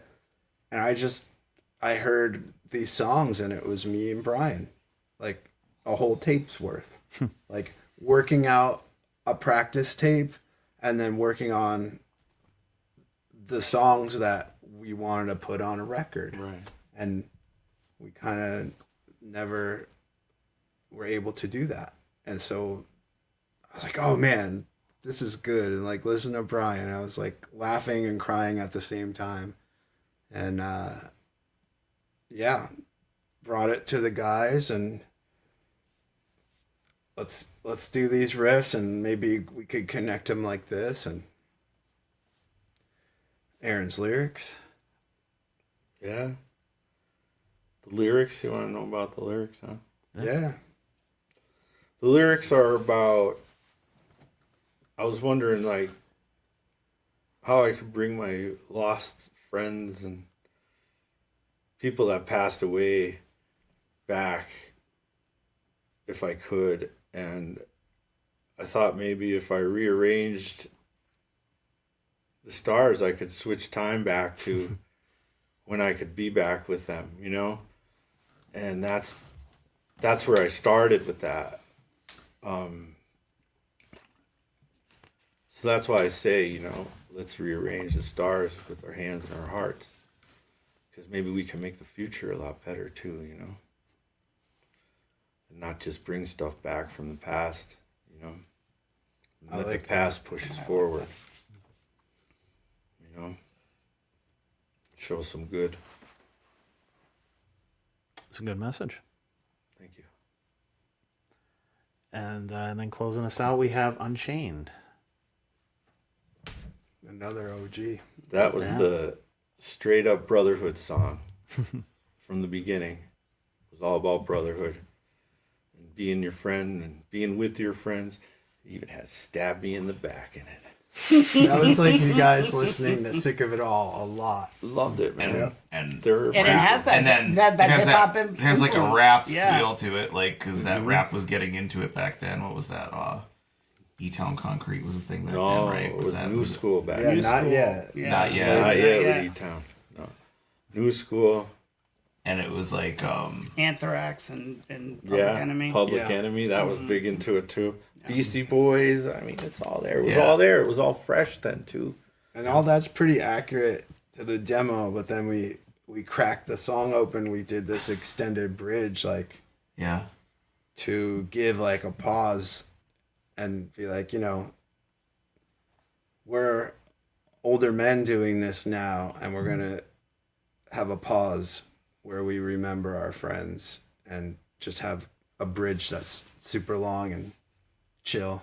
And it's nice. Just the one breath, like in a set or in listening to it, to kind of show where we're at, where we've been. That's one of my favorite parts of the set. I think is that interlude in that song. I really like it a lot. It's just got a good It's a great rhythm good section feel. part. Yeah. Absolutely. And it elevates the song a little bit as to, you know, not like add a little more to it rather than just what it was before. I think that's really cool, you know. And that's the one song that, because of the like hip hop inspired drums and your lyrical patterns, it's like, all right, this is the one we could kind of like update it from where our headspace is now, and it kind of, like you said, it elevates the entire song. Yeah. Now, was the plan from the beginning of you guys kind of re-recording this stuff, selecting the songs that you wanted to do and everything to put it on vinyl and everything? Or was that, idea that came later? I think it was pretty early on. Yeah, I think Once we decided realized, to do it, yeah, we wanted a record because all of us wanted a record. I think it was just obvious. Like, it was like, yeah, let's do a record. and through the years, so many people, how come you didn't press that? Yeah, we just- like so there many it people is. asked for it, so, and I'd love to have one too. Yeah. And it's an amazing. I was going to say, I want to show people here a little bit It's of awesome. how beautiful this is. It sounds better than it looks too. And I will, I'll give you a little more detailed picture. I'll put this picture up on the screen too, so you can kind of get an idea. But yeah, it's got this like kind of blue teal sort of marble kind of feel to it. Yeah. Really, really nice. Rich, can you read the inscriptions without a magnifying glass? on the record itself? Yeah. The Matrix in the middle there. Or it's on an arc. Is that what you're talking about? Or Yeah. Oh, there's secret stuff. Oh, there's secret stuff. Easter eggs. Well, there's a little Oh, I see Easter it. egg Yep, I Yeah. see it now. for people. Other side, there it is on the Yeah. bottom right there. See it? Yeah. Ah, okay. It's it looks like everybody's names. Yeah, not ours, but our guys who weren't Or around. no longer with us. That's a great way to remember them. That's something you're not going to be able to see on screen here. You'll have to trust us on that. But yeah, That is really special. You can Or buy a record and you can find out for yourself. see the light. If you kind of move it a little bit, then yeah, you can kind of make it out and see it from there. That's really cool.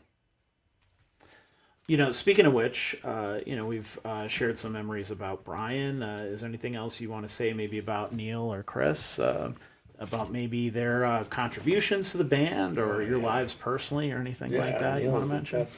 Neil and Chris are awesome. Neil, they would switch, playing. So if Neil wasn't around, Chris would play, or Neil would play, or Chris would play. But Neil was there from the beginning. He played with Option, played with us.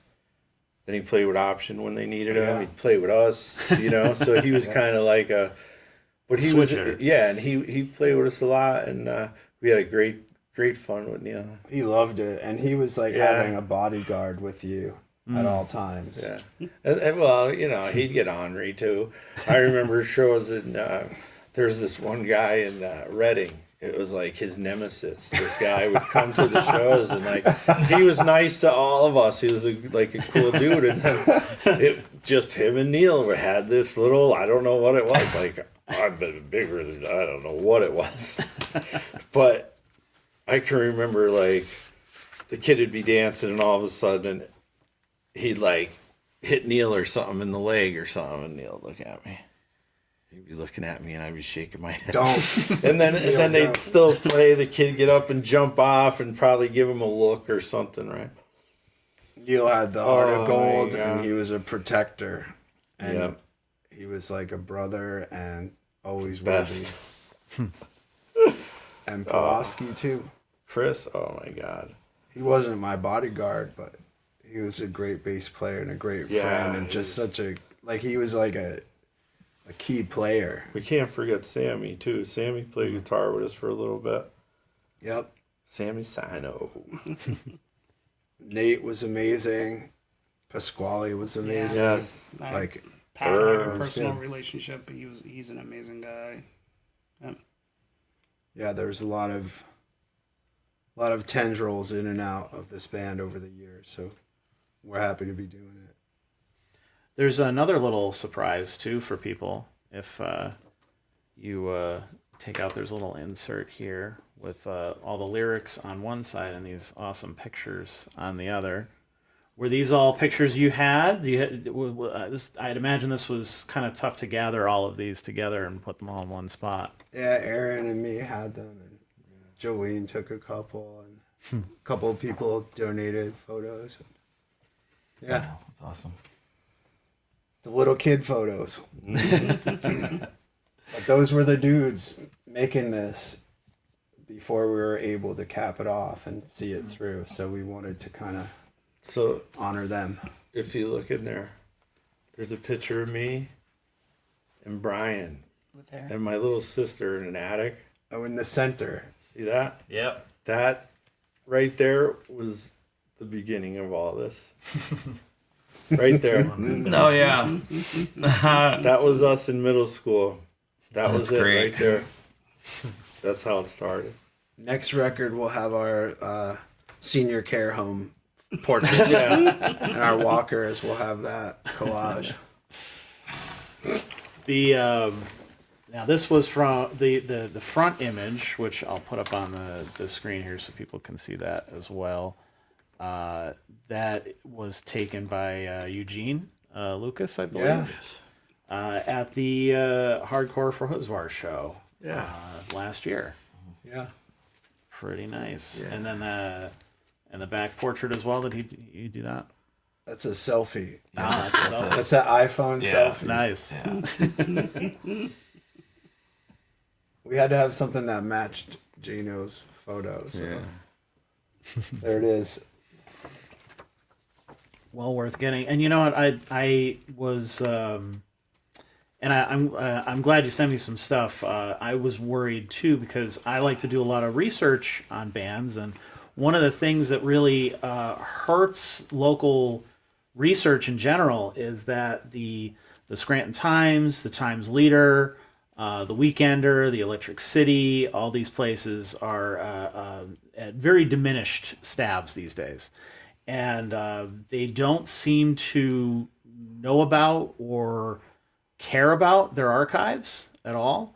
So a lot of really great stuff has been lost to time. And I don't know if we'll ever get it back unless people take the time to go into their archives, that their physical archives that I know the Scranton Times has. I don't know. When I was at the Times leader for a while, I know they took very poor care of their archives, so I don't even know if they still have them after they had to move out of their main building.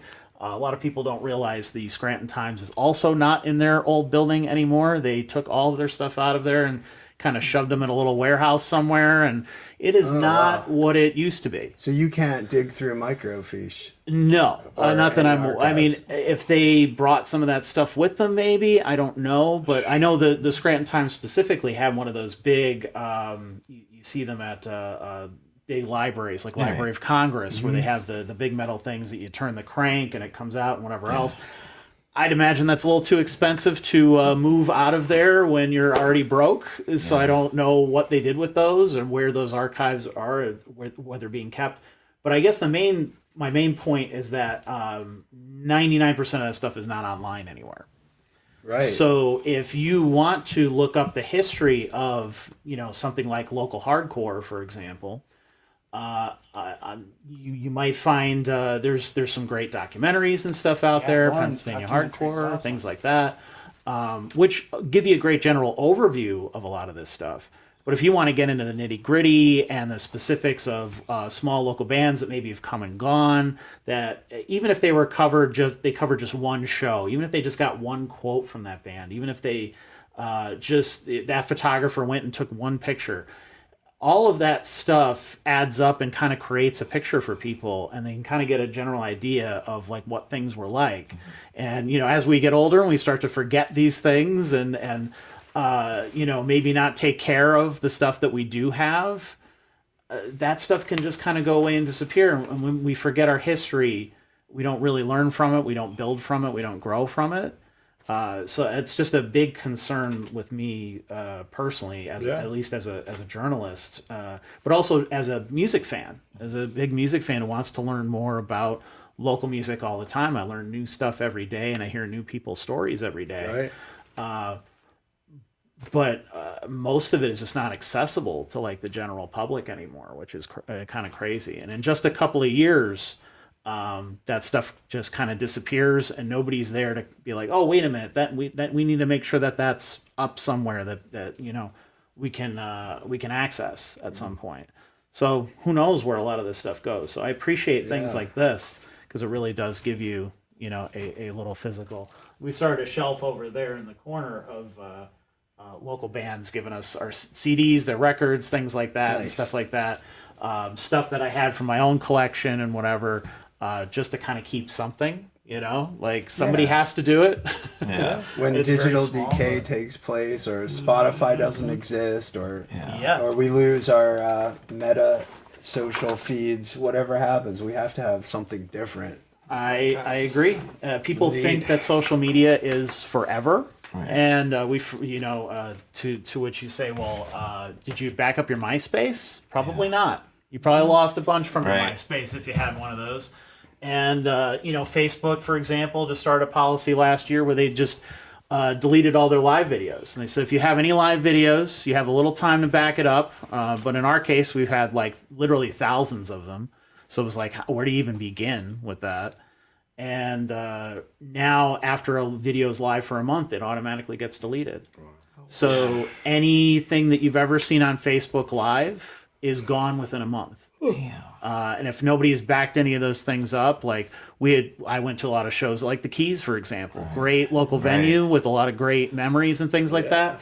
Most of those videos are lost. That's now. terrible. I have numerous videos that I think of, and that's the only place I can think to find them is if I search for them in, whatever band it was, Facebook or whatever, and that's the only place it resides. Because I don't have it like on my phone, or I don't have it on a drive somewhere. I would look it up and be like, oh, check this out. This was from whatever, so that's crazy. I didn't know that. Yeah. And it's funny thinking about it. Like, I was talking to a band who's younger, and I was giving them some solicited advice, but it was like, don't rely on social media. Like, just ask for an email address and then send people emails what you're doing, because like emails forever. Like email seems more tangible than a social media that could go away. Yeah. And the other thing was like archive everything you're doing. Just what you mentioned, and it's like that's so important because if you have a story, you got to share it.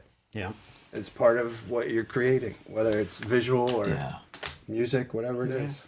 I mean, I love having the actual thing too. Like when I went through a big move, I had no choice, but I ended up making the decision. I couldn't bring everything, I couldn't store everything, and I ended up, unfortunately, getting rid of my albums just because I was like, well, I'll always have them on the phone, you know, like, and I just couldn't carry these 5 cases of CDs and records and tapes anymore, you know. Yeah. And I kind of regret it now, you know, because I think behind every one of those CDs, if I had, let's say I had 400 CDs or something like that, like. Yeah. Every one of those, I remember I would, you know, cash my check. Remember when you would do that? Yep. And then on Friday, immediately, I'd go to Gallery of Sound. Blow it all. And I would buy at least one album, right? Oh Every payday, I'd buy at least one. And then you would peel it open and stick it in your changer and get in the car and open up the jacket and I could smell it, you know, and like look at the things, and like it was like a experience that like doesn't exist anymore, you know, and that was like such a cool thing, and it's all gone away. Like it's crazy. I remember exactly that feeling. Like, like you'd walk into whatever your local record store is. Yeah. You know, with us it was Gallery Sound. You see the orange dot there, and it'd be like $12.99, and you'd look through all the new releases. Yeah. Yeah. We're gonna get to do that again on Friday night on Monday Street. That's true. Yeah. On Monday Street. On Monday Street. That's We'll right. be there. That's where all my money went back in those days, was Joe Nardone's Gallery of Sound. Every single payday. So he owes you guys at least one show, at right? least, yeah. No, we owe him the world. He did so much for everybody. Yeah. So much. Yeah, he was a big part. He was one of the first places, like for you know, local bands that start carrying their music. Yeah. So may I ask how that show might work? Because a lot of, if you've been to any shows at the Wilkes-Barre Gallery of Sound before, it's mostly stripped down acoustic type stuff. Yeah. Not exactly a hardcore sort of environment. So, you know, what can people expect from that? We're playing a hardcore show in the Gallery Sound. Yeah. I'd like everyone to keep their feet on the ground. Yeah. That would be And nice. I would like to Can't be guaranteed. I would like to have them respect the place. Yeah. You know, Yeah, Joe's so taking Be a risk. respectful of the store. so the for next sure. band can come and hardcore band can come and play it. Exactly. Yeah. You guys are Give up going to your set the opinions. standard there. Yeah. And we're the kind of band where we like when people are like not forming a half circle of space, half circle of doom, or whatever, this area where something bad or weird could happen to you. Yeah. Like get hit with a flying elbow or something. So like Right. it was cool seeing this band Brushburn play because they have a certain melodic style, and everyone just came up to the stage and it was like, yeah, that's how we used to do it too. There wasn't like a half circle of doom. And so we encourage that. I think that's what kind of music we're making with Side Over these days. Yeah. And also Or do gives whatever the, you want. It also gives the audience member a boost of our energy coming out of us that we give to them and what they give back to us. You know? Yeah, there's definitely a feedback loop when you're, like, a lot of the shows that we've been playing, like we've been playing with younger hardcore bands, and it's like every band is like, okay, big pit, people are going crazy, and then it's almost like I've got caught off guard a couple times where I was like, do they not like us? It's like they don't know what to think of us or whatever. But then, you know, after a song, they're like, obviously they seem to like it, and everybody's sticking around. But we're just not that kind of music where you're gonna be like bashing each other's head in, you know. So it's like it's kind of weird. Like everybody's like doesn't know how to handle it sometimes, you know, because it's not like that. Yeah. You know? But Can you guys touch a little bit on that, on the fact there has to have been some changes in terms of the scene and the crowds from 30 some years ago till now. You know, what are some of the similarities, but what are some of the differences between the hardcore crowds playing then versus playing in front of them now? I feel like it's the same. Yeah, it's I never can't tell a changed, difference. really. It's just I got older. I don't. It just seems like it's the same. Yeah, it's always the same. I never had any Yeah. Yeah, it seems the same. I mean, over the years, I didn't go to like super beat down hardcore shows. So I love all that stuff. yeah, I went to other like punk That's my hardcore I love shows, it all, but not, dude. I love it all. but not like that style. So the craziest thing is the gear, like people using model or amps and in-ear monitors. yeah. That's wild to Okay. me. That's Yeah. that. But the crowd, Could you crowd's imagine cool. It's just how nice same. that is? I mean, I was singing out of a crate amp when we started. We could do it again anytime, man. I know. Yeah, we see kids come I into know an how art to- gig and they all have in-ear monitors and like Lou said, there's no amps. They just have like a little looks like a little pedal power supply that's powering their stuff, and it's like everything's in a gig bag. They got a headless guitar and everything's in there, and they just that's it. You're good to go. I mean, It's cool. You know, Yeah. like we're It's still nice. rolling big cabs out and carrying 100-pound cabinets up the stairs and stuff like that. It's just it's what we know. We never did anything else, you know. And I don't know if I'd know how to act if I didn't have that on stage. Like I like having that. Just I that think that there's air moving, like I like having that on stage. Like I don't like to just only hear it coming through the monitors would be a really weird experience for me, I think. But a lot of people are doing it these days, and it's definitely way easier to get around and do it. I mean, but it would be weird for me. I know at the very least. Yeah, I think it's cool. Yeah. I'll still carry stuff, but It's the next evolution. I think that's just seems to be like more and more people are doing it because it makes sense and it's economic in some way, and it's easy. yeah.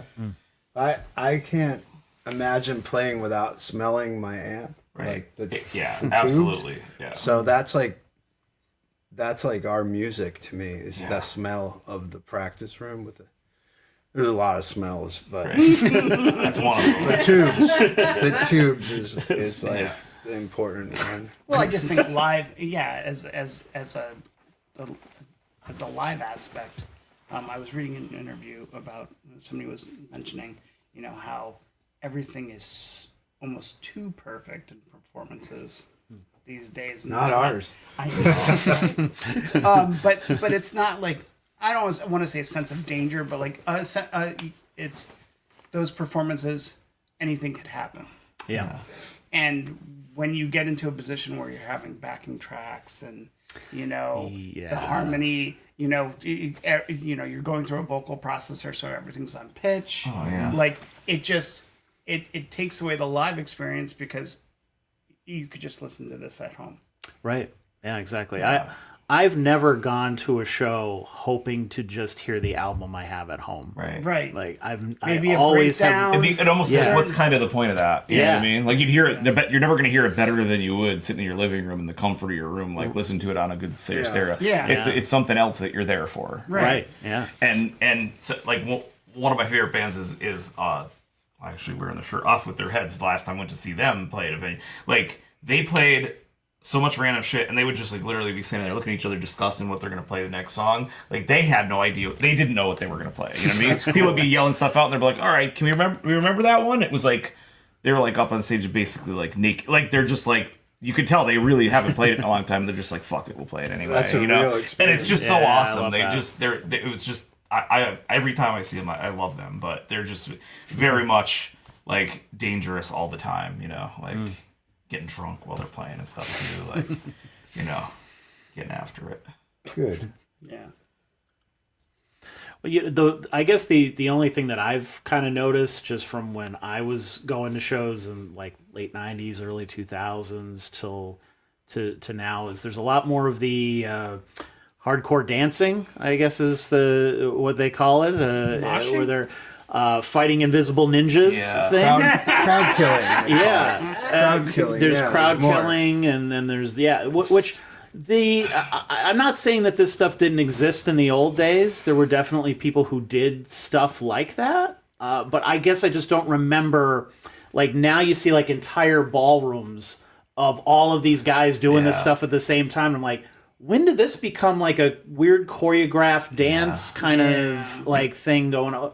I guess It's that's just the only like- that's the big thing I've noticed. It's crazy. It's I feel like sucker punching people. It's that's it's a whole. weird. That's a different thing. It's- That's not right. But like I've actually, I don't know, maybe 25% of the time, I'm impressed with like some of the kids have moves that are like really, jujitsu, yeah, like they're really. I mean, it's like wow, how they like they're doing some crazy moves. That 90% that can't lift their leg. most up. of it isn't like that. That's what I'm saying. Maybe 80, we're somewhere 80, 90%. But yeah, and then it's like there is a lot of that going on. You're right. Like we actually played a couple shows recently where the kids they got all kinds of moves that they're eager to show off and stuff. And some of them are amazing.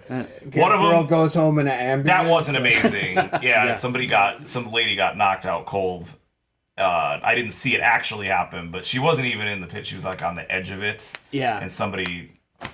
That's the sucker punch part of it. I just don't Right. understand the intellect or non-intellect involved. It just seems like a really, I don't know if I sound like a boomer talking about this, but I just think it's stupid, and I don't want to be anywhere near it. And I think in our when back in the mid '90s, one of the aspects was they were doing that. Mike Jantz, Bruce Fairchild, Mike Jantz and they his were roundhouse gentle. kicks. They were Yes, gentle about that's what it. I mean. Like they were still doing those big moves, but one, they were like spatially aware where kids were at, and if they did hit somebody, they'd pick them up, or like if somebody got hurt, or if people were running on the other side of the circle, like people would hold their arms out, they'd make sure everybody was okay. So it wasn't like everybody wanted. I think the notion was everybody was there for a good time, but they didn't want people to get hurt significantly and have that community. So what is it now? It's like everybody's there for a good time and then wants people to get hurt. But I don't know. I don't know it either. I don't know I if don't it's know the maybe answer like to that. maybe they're I don't think it's somebody's recording a TikTok for it or something like that. I and think that's they the part of their involved the content. dancing evolved to what it is today. Yeah. Did it There was all evolve, that when we or were did there. Evolve. Yeah, that's great. The only way to stay safe is to wear a banana costume, Banana costume. a padded one. But I'll say the only thing about that is like I like singing along with the hardcore singer. Okay, so if I'm up front and I want to sing with the singer, I gotta watch. You don't my want to worry back. about I it. gotta You look to take the it left out. or You got right. clocked in Reading. I saw it. It's no big deal. I'm used to it, but I wanted to sing the song with this guy. And then all of a sudden I'm pushed into a wall. Like, all right. I was waiting for a week almost to sing with this guy. Like I really like their song, and I love Suffer the Ghost. I like their They're song. awesome. And I wanted to sing the song with them. No fault to that person either. They were just having a good time too. But I was like, oh shit. I missed that part. I've been waiting for this all week. What the? So whatever. I mean, That's what I think people need, that spatial awareness, and they need Yeah. to be a little more understanding of Yeah. like that. Not everybody is there for that, and I do. It's funny because you mentioned Banana Man again. Banana Man was not there to do anything to anybody. That's what was weird about it, is that he's pointing this guy out. Like I could see if he was a guy who was there, who was hurting people, was grabbing people, doing terrible things. Yeah. You want to kick that guy out. You want to sick the crowd on them, that sort of thing. Yeah. So I guess what I don't get is why more bands are like, hey, maybe don't punch that person in the face. Maybe let's take care of each other a little bit more with that kind of stuff. That's I guess is the part that perplexes me a little bit Bands about like the whole Fugazi thing. and all those bands, like they would stop the entire concert. Right, there are definitely bands So- who do and that. There's people that do that still now. Yeah. I mean, I've If seen, there's somebody making trouble, you Yeah. gotta point it out and make it not happen. But I guess what's their criticism of Banana Man was that he's taking away from everybody else's enjoyment because he's making it all about himself. And I've been to many shows where there's people in the crowd who want to make it about themselves. Oh, yeah. They want the attention, so they will do anything, whether it's violent or not, to get the attention of not only the band but of everybody else in the room. but that guy wasn't doing that in that way. Yeah, you know I what don't really understand in a way either. that hurt anybody. Right. I And guess. it's like, yeah, it wouldn't be what I would do, but Right. like whatever. I So mean, I guess if he's that's being what- silly, that's fine. But it wouldn't. If I was, I wouldn't be like fixated on him when I was trying to watch a good show. I'd Right, be like, right. look at this fucking yeah. idiot, and I would just keep Yeah. walking. You know what I mean? Right. What's worse? I think like the band took it as and this is my opinion. Yeah. That I think maybe they were serious on themselves a little too much, and like they wanted think? to keep that. Yes, because they're they kind of didn't want to keep it serious. politically motivated. Yeah, yes, it's like type it's of like, lyrics, okay, there's and a I get banana that. in the crowd. I get Just be that. like, just be like, hey, Banana Man. Okay, we're gonna do our thing. That's like the kind of attention that should be encouraged. The kind of attention that should be discouraged is blind punches and Yeah. people trying to get attention by being the meanest, baddest crowd killer. Exactly. That's a That's negative. what I'm Bands getting don't at. really seem to discourage that though. That's Well, the thing, right? we Like, saw Skives and Yeah. Eric was like, first off, crowd killing kids and girls is really not cool. And Or so I anybody. don't know why it has to be. He didn't mean it gender specific or age specific because I don't want an old guy to get smashed either. But I thought that was cool that he said that because it's like, okay, you can say how you feel about things. Put it out there. It's in the music. It's in your words. It's in your actions. It's in your daily life. Like he said it, and that made me super happy. And Like Aaron said, he pulled a Fugazi. Yeah, if you're on stage, you have a lot of power of persuasion. And also as a fan, I don't want to go to a show and have to watch my back constantly because I paid money Right. and drove all the way here to see this band in this moment Right. play these songs. And every 5 seconds I'm having to look over, especially as a man with glasses who can't see very well without them. I get feel you, smacked yeah. once and these go across the room. That's And then it. it Now gets I can't see. Yeah. Now I don't even know how I'm going to drive home because somebody just Right. stepped on them. They're Right. gone now. Right. So what's the And right answer on to top that? of that, like, Well, I guess Don't it's go just to a hardcore get show. seats. it, well, that's the thing that sucks is like it's now everywhere. It's not just a hardcore thing anymore. Yeah. Now it's just like any show. If the band is even remotely hard in any way, they're immediately gonna like just start doing that stuff, and it's like now I gotta run away. Now I gotta go over here in the corner. I don't want to be the guy standing there in the back like Yeah. this, with my arms folded. like I want to have a good time. Right. So When I you don't go know. You up- can stand on stage with us on the side. Thank you. I reached a appreciate. I certain appreciate age that where very much. I just don't want people touching me anymore. Yeah, that's a big part of it too. Like right? I don't not Yeah. about hitting. I just don't want them leaning on me or sweating or touching Yeah, me, no, very and I just fair. get really fucking annoyed real Very quick. So fair. I'm kind of like I don't Yeah. want to be. I don't want to be in. I buy like Yeah. I buy seats. Yeah. I get like VIP section, whatever. Like Sure. I'm just like I'll spend the money. I don't want people to touch me anymore. You know what I mean? Like I just You're don't. Yeah. definitely Right. showing your age. Yeah, I don't care. It's just the way it is. I don't know what age it happened, but I'm just like, absolutely not. I'm not. General admission, no. I used to don't love want- it though. I used to love piling on. I did too when we were It was kids. the Yeah. best. It was I the remember best. being, you feel like your ribs are gonna break. Everybody's like pushing on a big Yeah, crowd. I don't and you're know. all like I don't agree sweating with on that. each other, Yeah. and you're all screaming the lyrics and stuff. And I enjoyed it then, but I don't. Pylons Yeah. aren't violent. That's Yeah. fun. That's singing the song with the singer. I It's enjoyed fun. it back then. We went to Gorilla Biscuits. I'm like, I'm just gonna hang out on the side, and then like within one song, we were right up front. They know how to But do that's it. what it is. It's that community, like, because there was a band that you guys all know. Well, you guys know, Vision of Disorder, and they used to put on. They were from New York. They'd come down here. Yeah. Probably one of the most aggressive bands I've ever heard. And even when you were up in front and you had the awareness that there was a tornado behind you, there were still people that, like, if you were in the front, you were kind of like protected because, like, you obviously, like, it was almost like, okay, they don't want to be a part of this. Like, nobody was grabbing you and pulling you into it. Yeah. So, like, to what he was saying, or James was saying, like, you don't want to get hit, clocked in the back of the head. Yeah. But I just thought, as a kid, and at least in our scene, like, that wasn't as much of a threat as it is now. Yeah, that's definitely a thing. Hopefully, that will change into something else, digital or something. I don't know. Right, yeah. Maybe it will evolve away from that. People will find other ways to express themselves at shows. You know, it's that funny sort of thing. seeing it because that's Hardcore reflects the times. We don't want them you to know? do jazz Hardcore hands reflects the times always. Yeah. It's a violent time. Yeah. Be right back. Yeah, absolutely. So, let's talk about. You also have a record release show at the galleries, not just at the Gallery of Sound, but also at the Bog on Saturday, June 27th, with a Constant Murder and Loading. And maybe tell us why it was so important to kind of include the Bog in all this and do this show.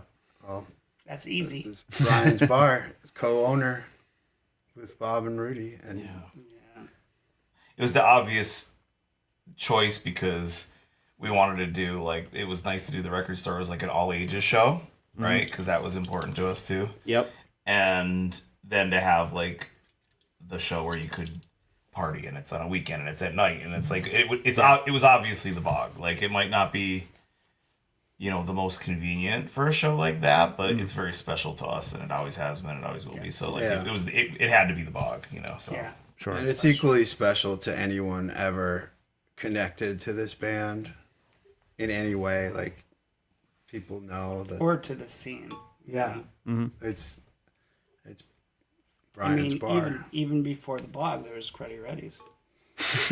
So, you know, it was just there was those places and like the Red Carpet Inn and like there was a lot of places that allowed, you know, us mongrels to infiltrate their space and actually play as kids. Yeah, and Brian was kind of at the helm of a lot of that, and he did a nice thing, and I think he'd be pretty psyched to see. yeah, man, Yeah, he see would be. this. Absolutely. Yeah, and that's where when we would reconnect with our old bandmates, Chris, Neil, it would be at the Bog. Aaron, the only times we got together in like 20 years or something, we would meet there. That was the first Hill You Die On show, was at the Bog. Yeah. Yeah, that same thing. It was like we had something coming up and it was like kind of rushed, honestly. And Brian's like, fuck it, let's do it. I was like, all right. So then we basically learned like half covers to fill up the space and then just, you know, did the show. But it was like, that was our first show there. I'll never forget it. You know, it was great. But Yeah, that's the spirit. I think the energy of the Bog show that's coming up, that's going to be, if not greater than any mosh pit. No comparison. We mosh with our hearts. Like it should, yeah, it's like emotional significance. Yep. Yes, it's. I think it's going to be very important for a lot of people. yeah. And we do it with our friends. Lambert, Constant Murder, and Loading. It'll be Yeah, I'm Be looking super forward good. to seeing. I it. just caught a Constant Murder recently for the Gabagool, first too. time. They were really good. Really good Crushing stuff. it at Yeah, the they end of are. the night. Yeah. It's a perfect fit for us. So They're then- our Yeah. age. Everybody all cross-pollinated Grew up back in the day, together. played in each other's bands and stuff like that. So it's cool that they're still playing too, and to, you know, That's maybe one of the things that's different. I don't know if that's happening in a lot of the younger scene. Where I know with us, like it was very like members were not interchangeable, but like it bands evolved like from First Things First to Decide Well, Over, it's and then like Catfish age, Bowl had, too, like- you know? Yeah, It's but like- but everybody found like different outlets and different bands, but we all kept close together. yeah.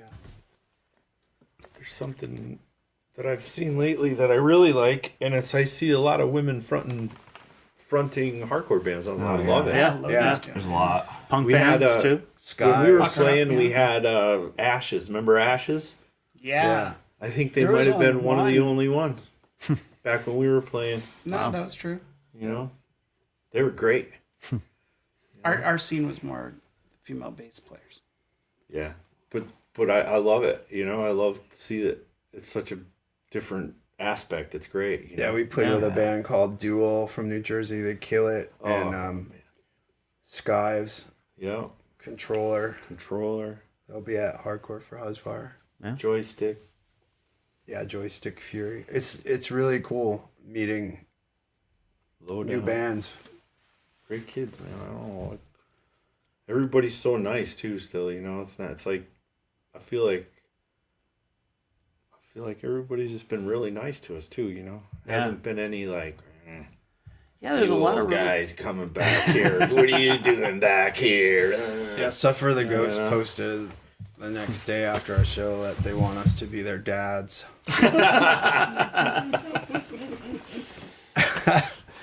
There's Well, a if role they for want to come that. cut the grass, bro, Yeah. They were talking. It was more about like Lou and Aaron. Well, yes, of course. Yeah, we are the Yeah, because for him it would be daddy. We're dad, he's daddy. Big Daddy. A distinct difference there. Yeah. So with the hardcore for Husvar 2 coming up, that's what was I guess let me talk about the original show. How did you guys get asked to do that? Was it like an immediate yes? What was the mindset going into that, and what did it feel like playing it? He called me. Yeah. Go ahead. I talked to Steve after it happened, and it was wild, Kristen and we just talked about having a show, and I called Lou. I said, "Oh yeah, what happened?" And he said, "Yeah, let's talk." We talked for a little bit. I said, "What do you think about playing a song or two for this?" And he said, "A song or two? Let's do a whole goddamn set." I said, "I like that idea." And called Jimmy. He said he was into it. Called Kevin. He said he was into it. We practiced. We had a great time. We went there and we had a wonderful time. It was really healing for all of us, I think, and hopefully for everyone that was there. Steve and Kristen did an amazing job putting it together. Lacey with her stuff, and just everybody involved was like, it was amazing. And it was like a reunion, and Neil would have been so happy, and it sparked the conversation. Like, we all are going through stuff in our lives. Like, we can't hide it away. We have to lean on each other, and things aren't always going to be nice. Like, but we have to, in the end, like, make sure we're looking out for each other. And that's the takeaway from the experience of losing Neil, is that everybody has to be closer. And people showed up, like, everybody from forever. And I don't know what's going on this year so much, but I know Steve's taking care of business, and it's going to be really great. Yeah. And Judge is coming. That was one of my first hardcore shows. I can't even imagine. Yeah. And how he's doing it with the burial ground and putting this together. Remotely. But hey, it's going to be another good one. And where do you hear that? Yeah, right. Yeah, absolutely. The first one was definitely a healing, like Lou said. It was almost like the best high school reunion you could ever have for our scene, because we saw people I don't want to that go to high school reunion.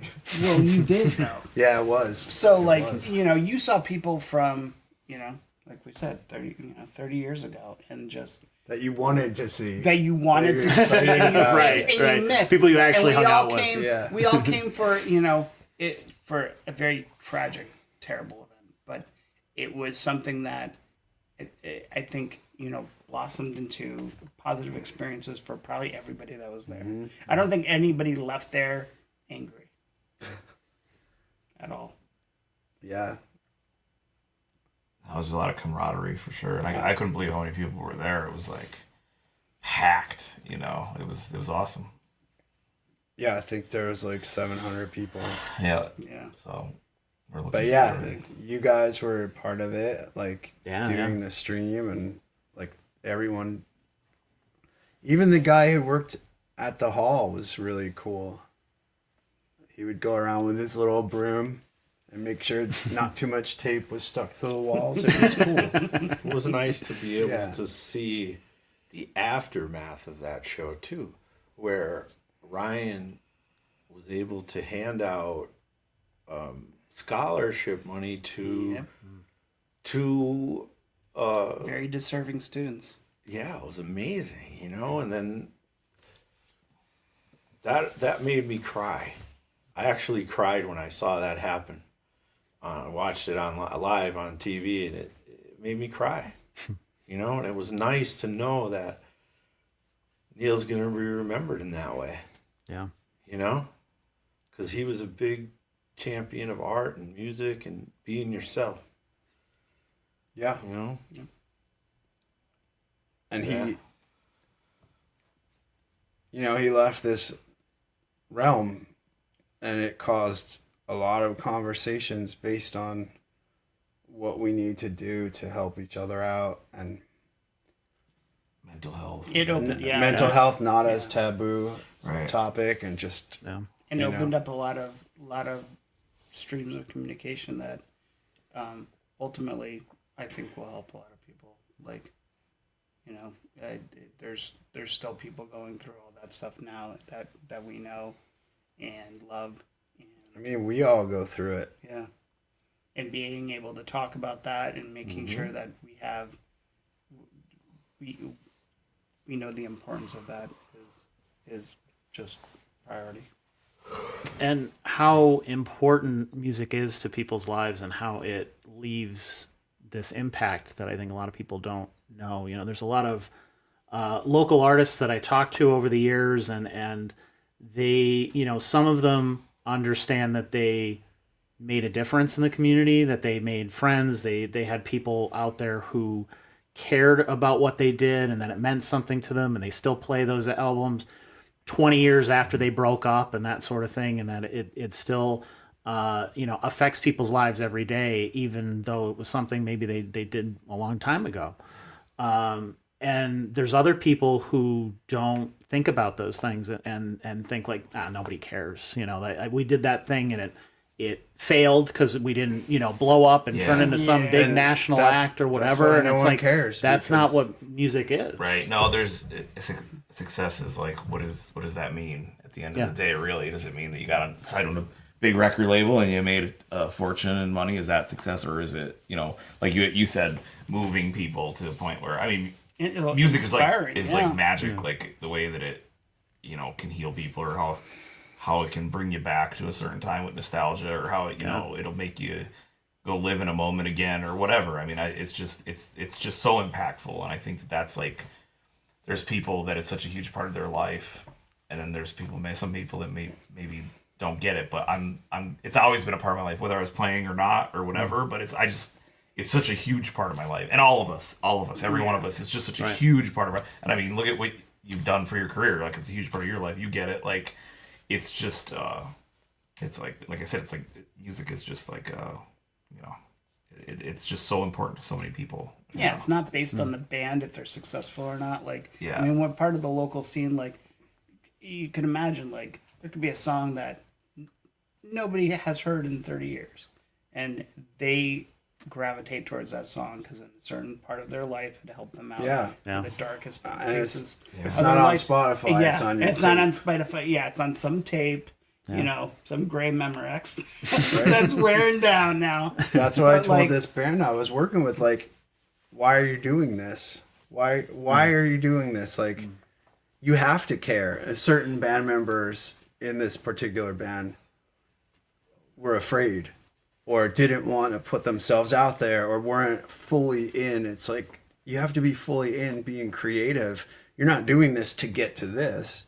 You're doing this for this. For the this, reason for the like, experience. and some young bands know that, some don't. And I just try to give the advice, like, know why you're doing it. Right. Because if you don't believe in it, no one's going to believe in it. If you care with everything and every part of your being, if you care, then there's care out there. That's the energy that you put into it and that you feed your project with.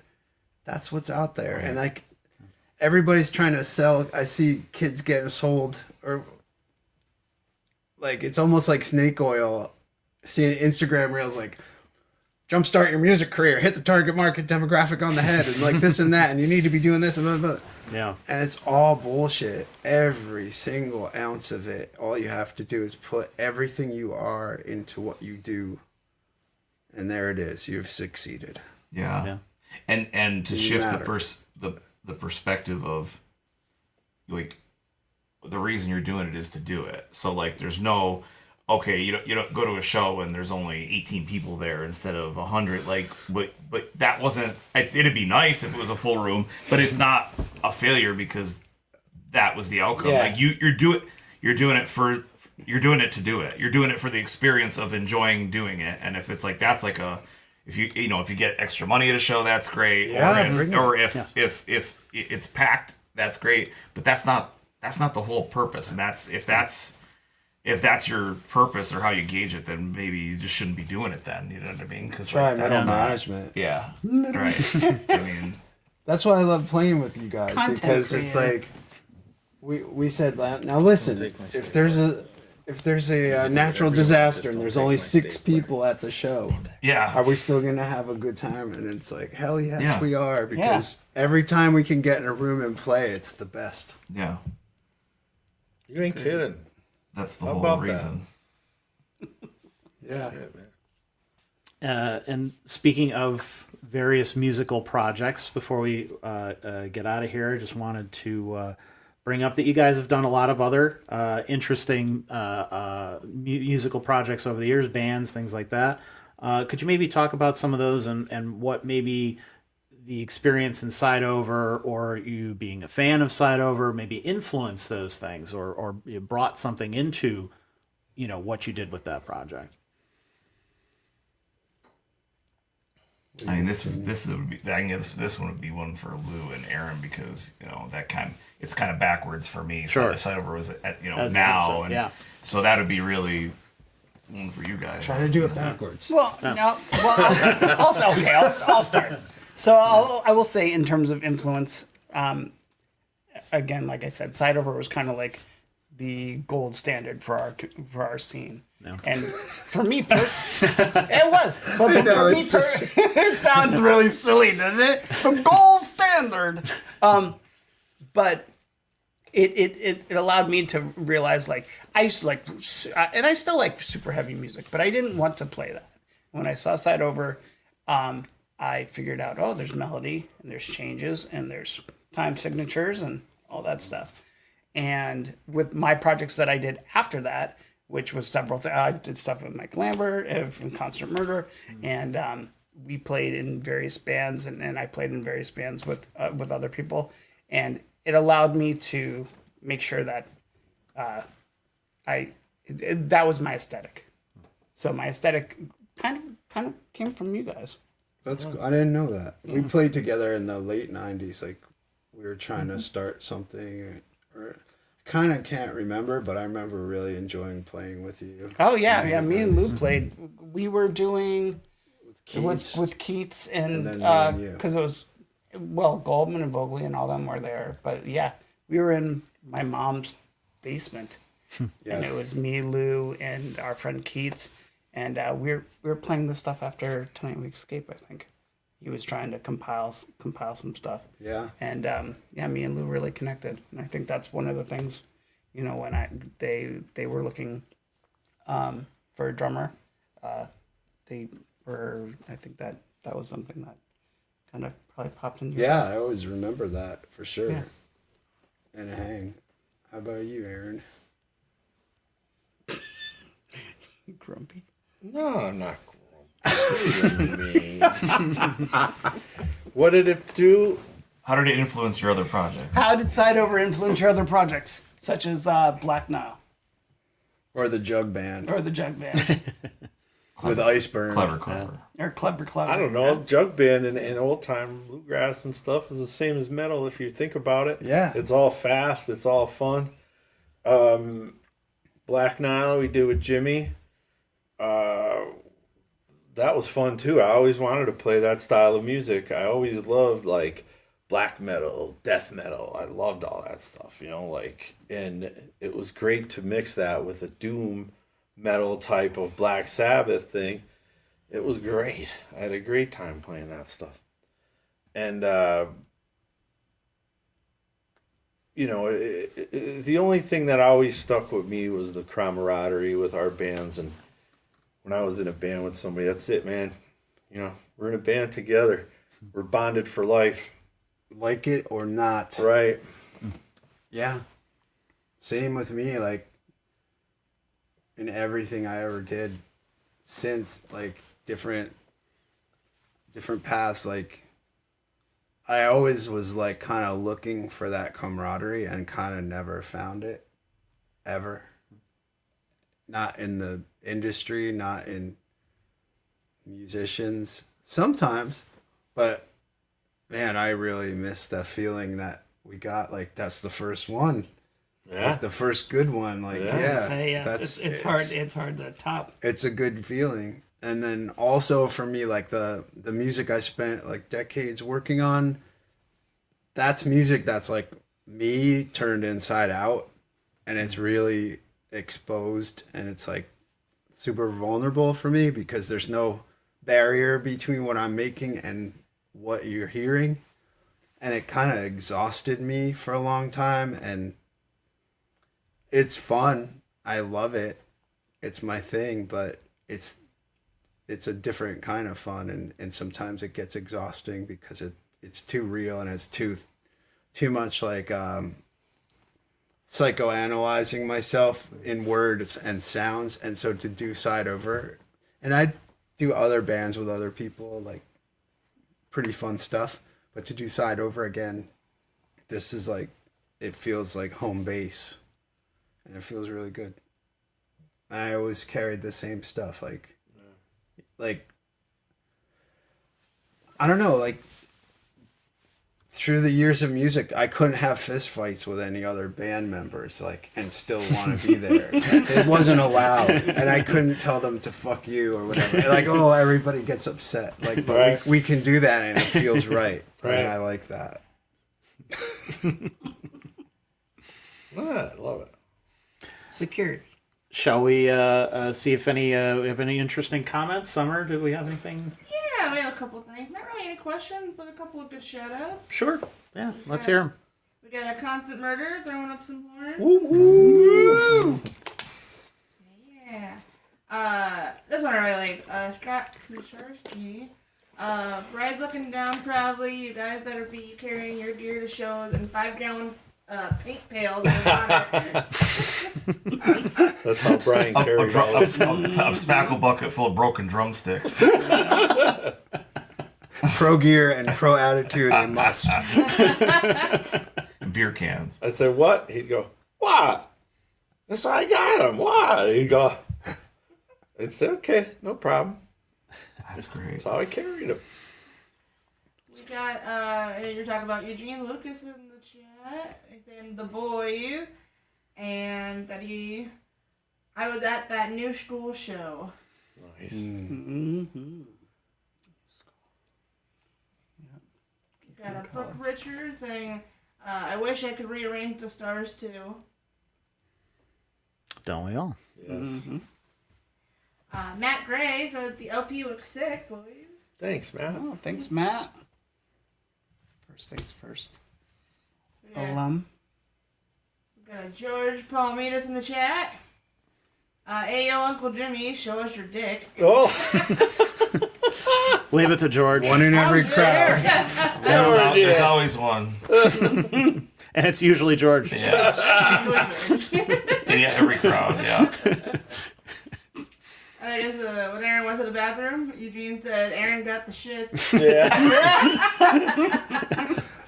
Keeping it classy around here. Classy and assy. And then we end with Brooke Richards. She said, I've heard of people losing earrings at those shows, like hoops being ripped through people's ears. Oh, yeah. Yeah. That's another Nightmare. thing that... Ouch. Or people leaving shows. I remember I left the VOD show, and I went home, and I pierced my nose. Because I had so much adrenaline. That's nice. Let me see. Oh yeah, there it is. There it is. I haven't worn it in 30 years, but it was there. Thanks for the shout outs and comments. Yeah. Yes, thank you. Yeah. So obviously, it's been to wrap up. It's been a long time, and you've had a lot of time to kind of remember these songs, go through them again, whatever. What's kind of what do you think is the lasting impact of Side Over, whether to you or to everybody else that you've heard from since you guys have gotten back together? What do you think is the things that people are going to remember about Side Over? Never thought of that. That's a good question. Never I'm say not never. Yeah. Yeah. Bunch of guys. Yeah. You ever hear of Jason Miller and this film that championship season? Yes. That's what I think they're gonna think about this record. Just in a Side Over scale. If you love something and you put all your heart into it, it's relevant. Yeah, I would say relevance is looking to the future. It's not really a lasting impression; it's ongoing impression. Yeah, it's just We're still make doing your that. stuff. Yeah, Make your stuff. Share it, I think there'll be a and lot have more a good old time. good things coming. Yeah. Side Over. Remember, we love you. We've been saying that since 1990, I think. 91. Aaron made stickers that said "Side Over loves you" and put them everywhere. It was like almost like your subtle anti-tough guy band sticker, but I think that's we loved all definitely- those And bands. then you have like That all the works old. really well. If you see the old T-shirts like that they did, I think Kevin did reprints of them or whatever, Yeah. where it's like just Me like and Amy flowers. did that Flowers, design. yeah. Who did? Me and my girlfriend did Oh, okay. that shirt. Yeah, it's just like the most I have seen those non-hardcore shirts. thing that you've ever seen in your life.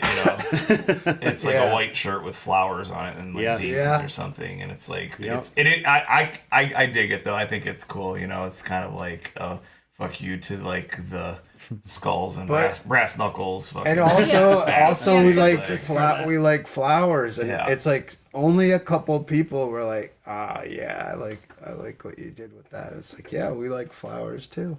Yeah. Wait till you see our new merch dropped. It's Oh, a yeah. surprise. Oh, Yeah, Other things we like.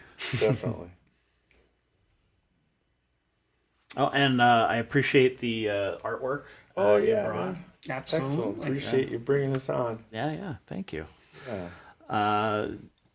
Anything else you guys want to mention before we get out of here?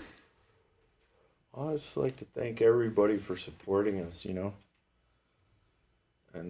letting us do what we can do. Our loved ones at home and all our friends, Yeah. we love you. People have been No amazing. doubt. And if anybody We'd like to thank Needs- everyone, too. needs some love, just let us know. You know where Let to your get at friend us. Lou and Aaron have said, especially Lou, like, Side Over loves you. This album is a great homage to what was, but I think that we're all looking forward to what will be as well. Yeah, it's I am. exciting.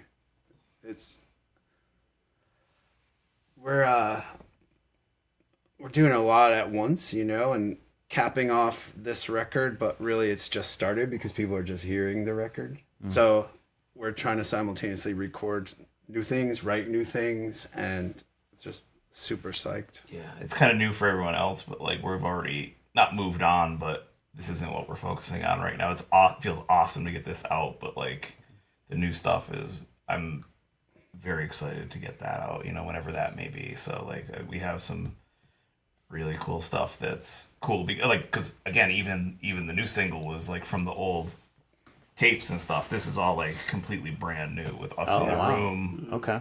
like from scratch, like what this looks like now. So that's what I'm excited for. I'd say We'll play one of those new ones on Friday. Oh, we will. Yeah, that's right. Yeah, I think we will we're be going playing a to. new song on Friday at Gallery of Sound. So Nice. Yeah. Anybody that's coming out, we hope we get a good crowd down there, and I think it's really cool that we're doing that. It's nice to have the all ages show for all of our family members who want to bring a kid or something like that, or people that don't like to hang out in bars. That's not their thing. This is an opportunity to come and see us at the record store. So I'm excited for that. Yeah, thanks for having us, Rich. Yeah, Really feeling a lot of love. As you should. Well, you're spreading it, so you should get it back, right? Yeah. There you go. Absolutely, and this is a great way too for people to kind of discover a little bit of local music history, and at the same time, you can kind of create some new history too, which is pretty cool. Exactly. And I know the Scranton Wilkes-Barre hardcore scene is very important to a lot of people. It's very impactful in terms of if you talk about hardcore across the country. Scranton Wilkes-Barre has made its mark, and it's there are bands who've been doing it for decades that are still around and stuff, which is amazing. And so it's nice to have another little piece of this out there too, that isn't just another bootleg or something like that people gotta really dive in to search for. You can go on your streaming platform of choice if you want. I hate Spotify, but it's out there, you're welcome to find it that way and stuff, and then maybe dive into the way it's meant to be heard, which is on CD, vinyl, all that good stuff. Mm-hmm. That's our little contribution.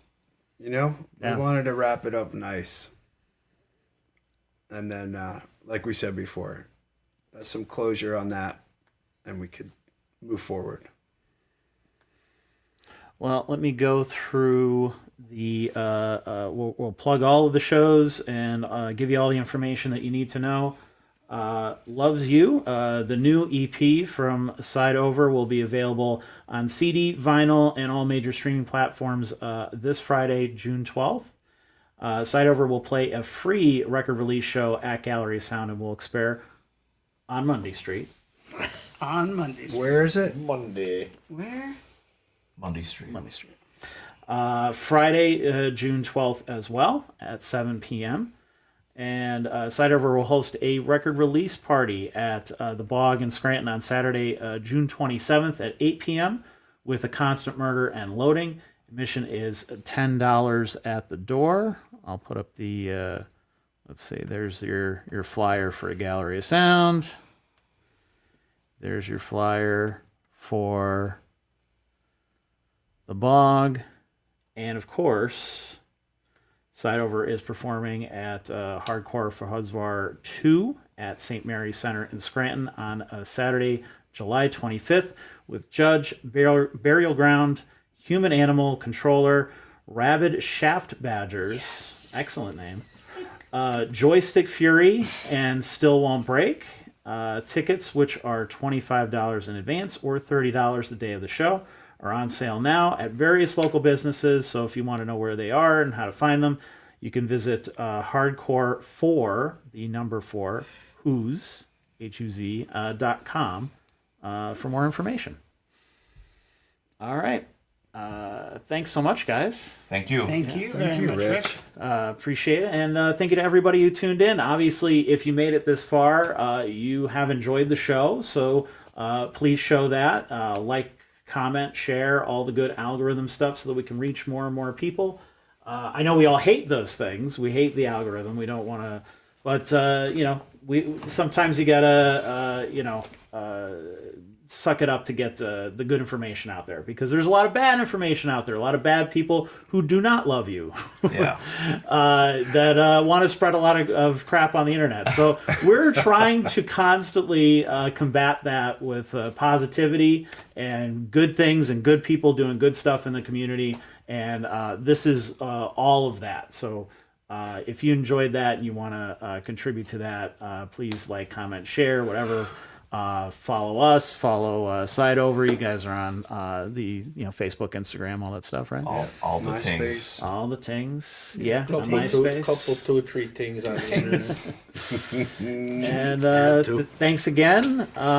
We might not see you next week due to some scheduling stuff. We got Camp Punksylvania going on and all that kind of stuff. So, yeah, Summer will be off doing that. So we'll try to figure something out. But if not, then we'll see you the following week for another NEPA Scene podcast. Thanks so much, guys. Have a good night. Bye. Have a good night, everyone. Thanks for listening.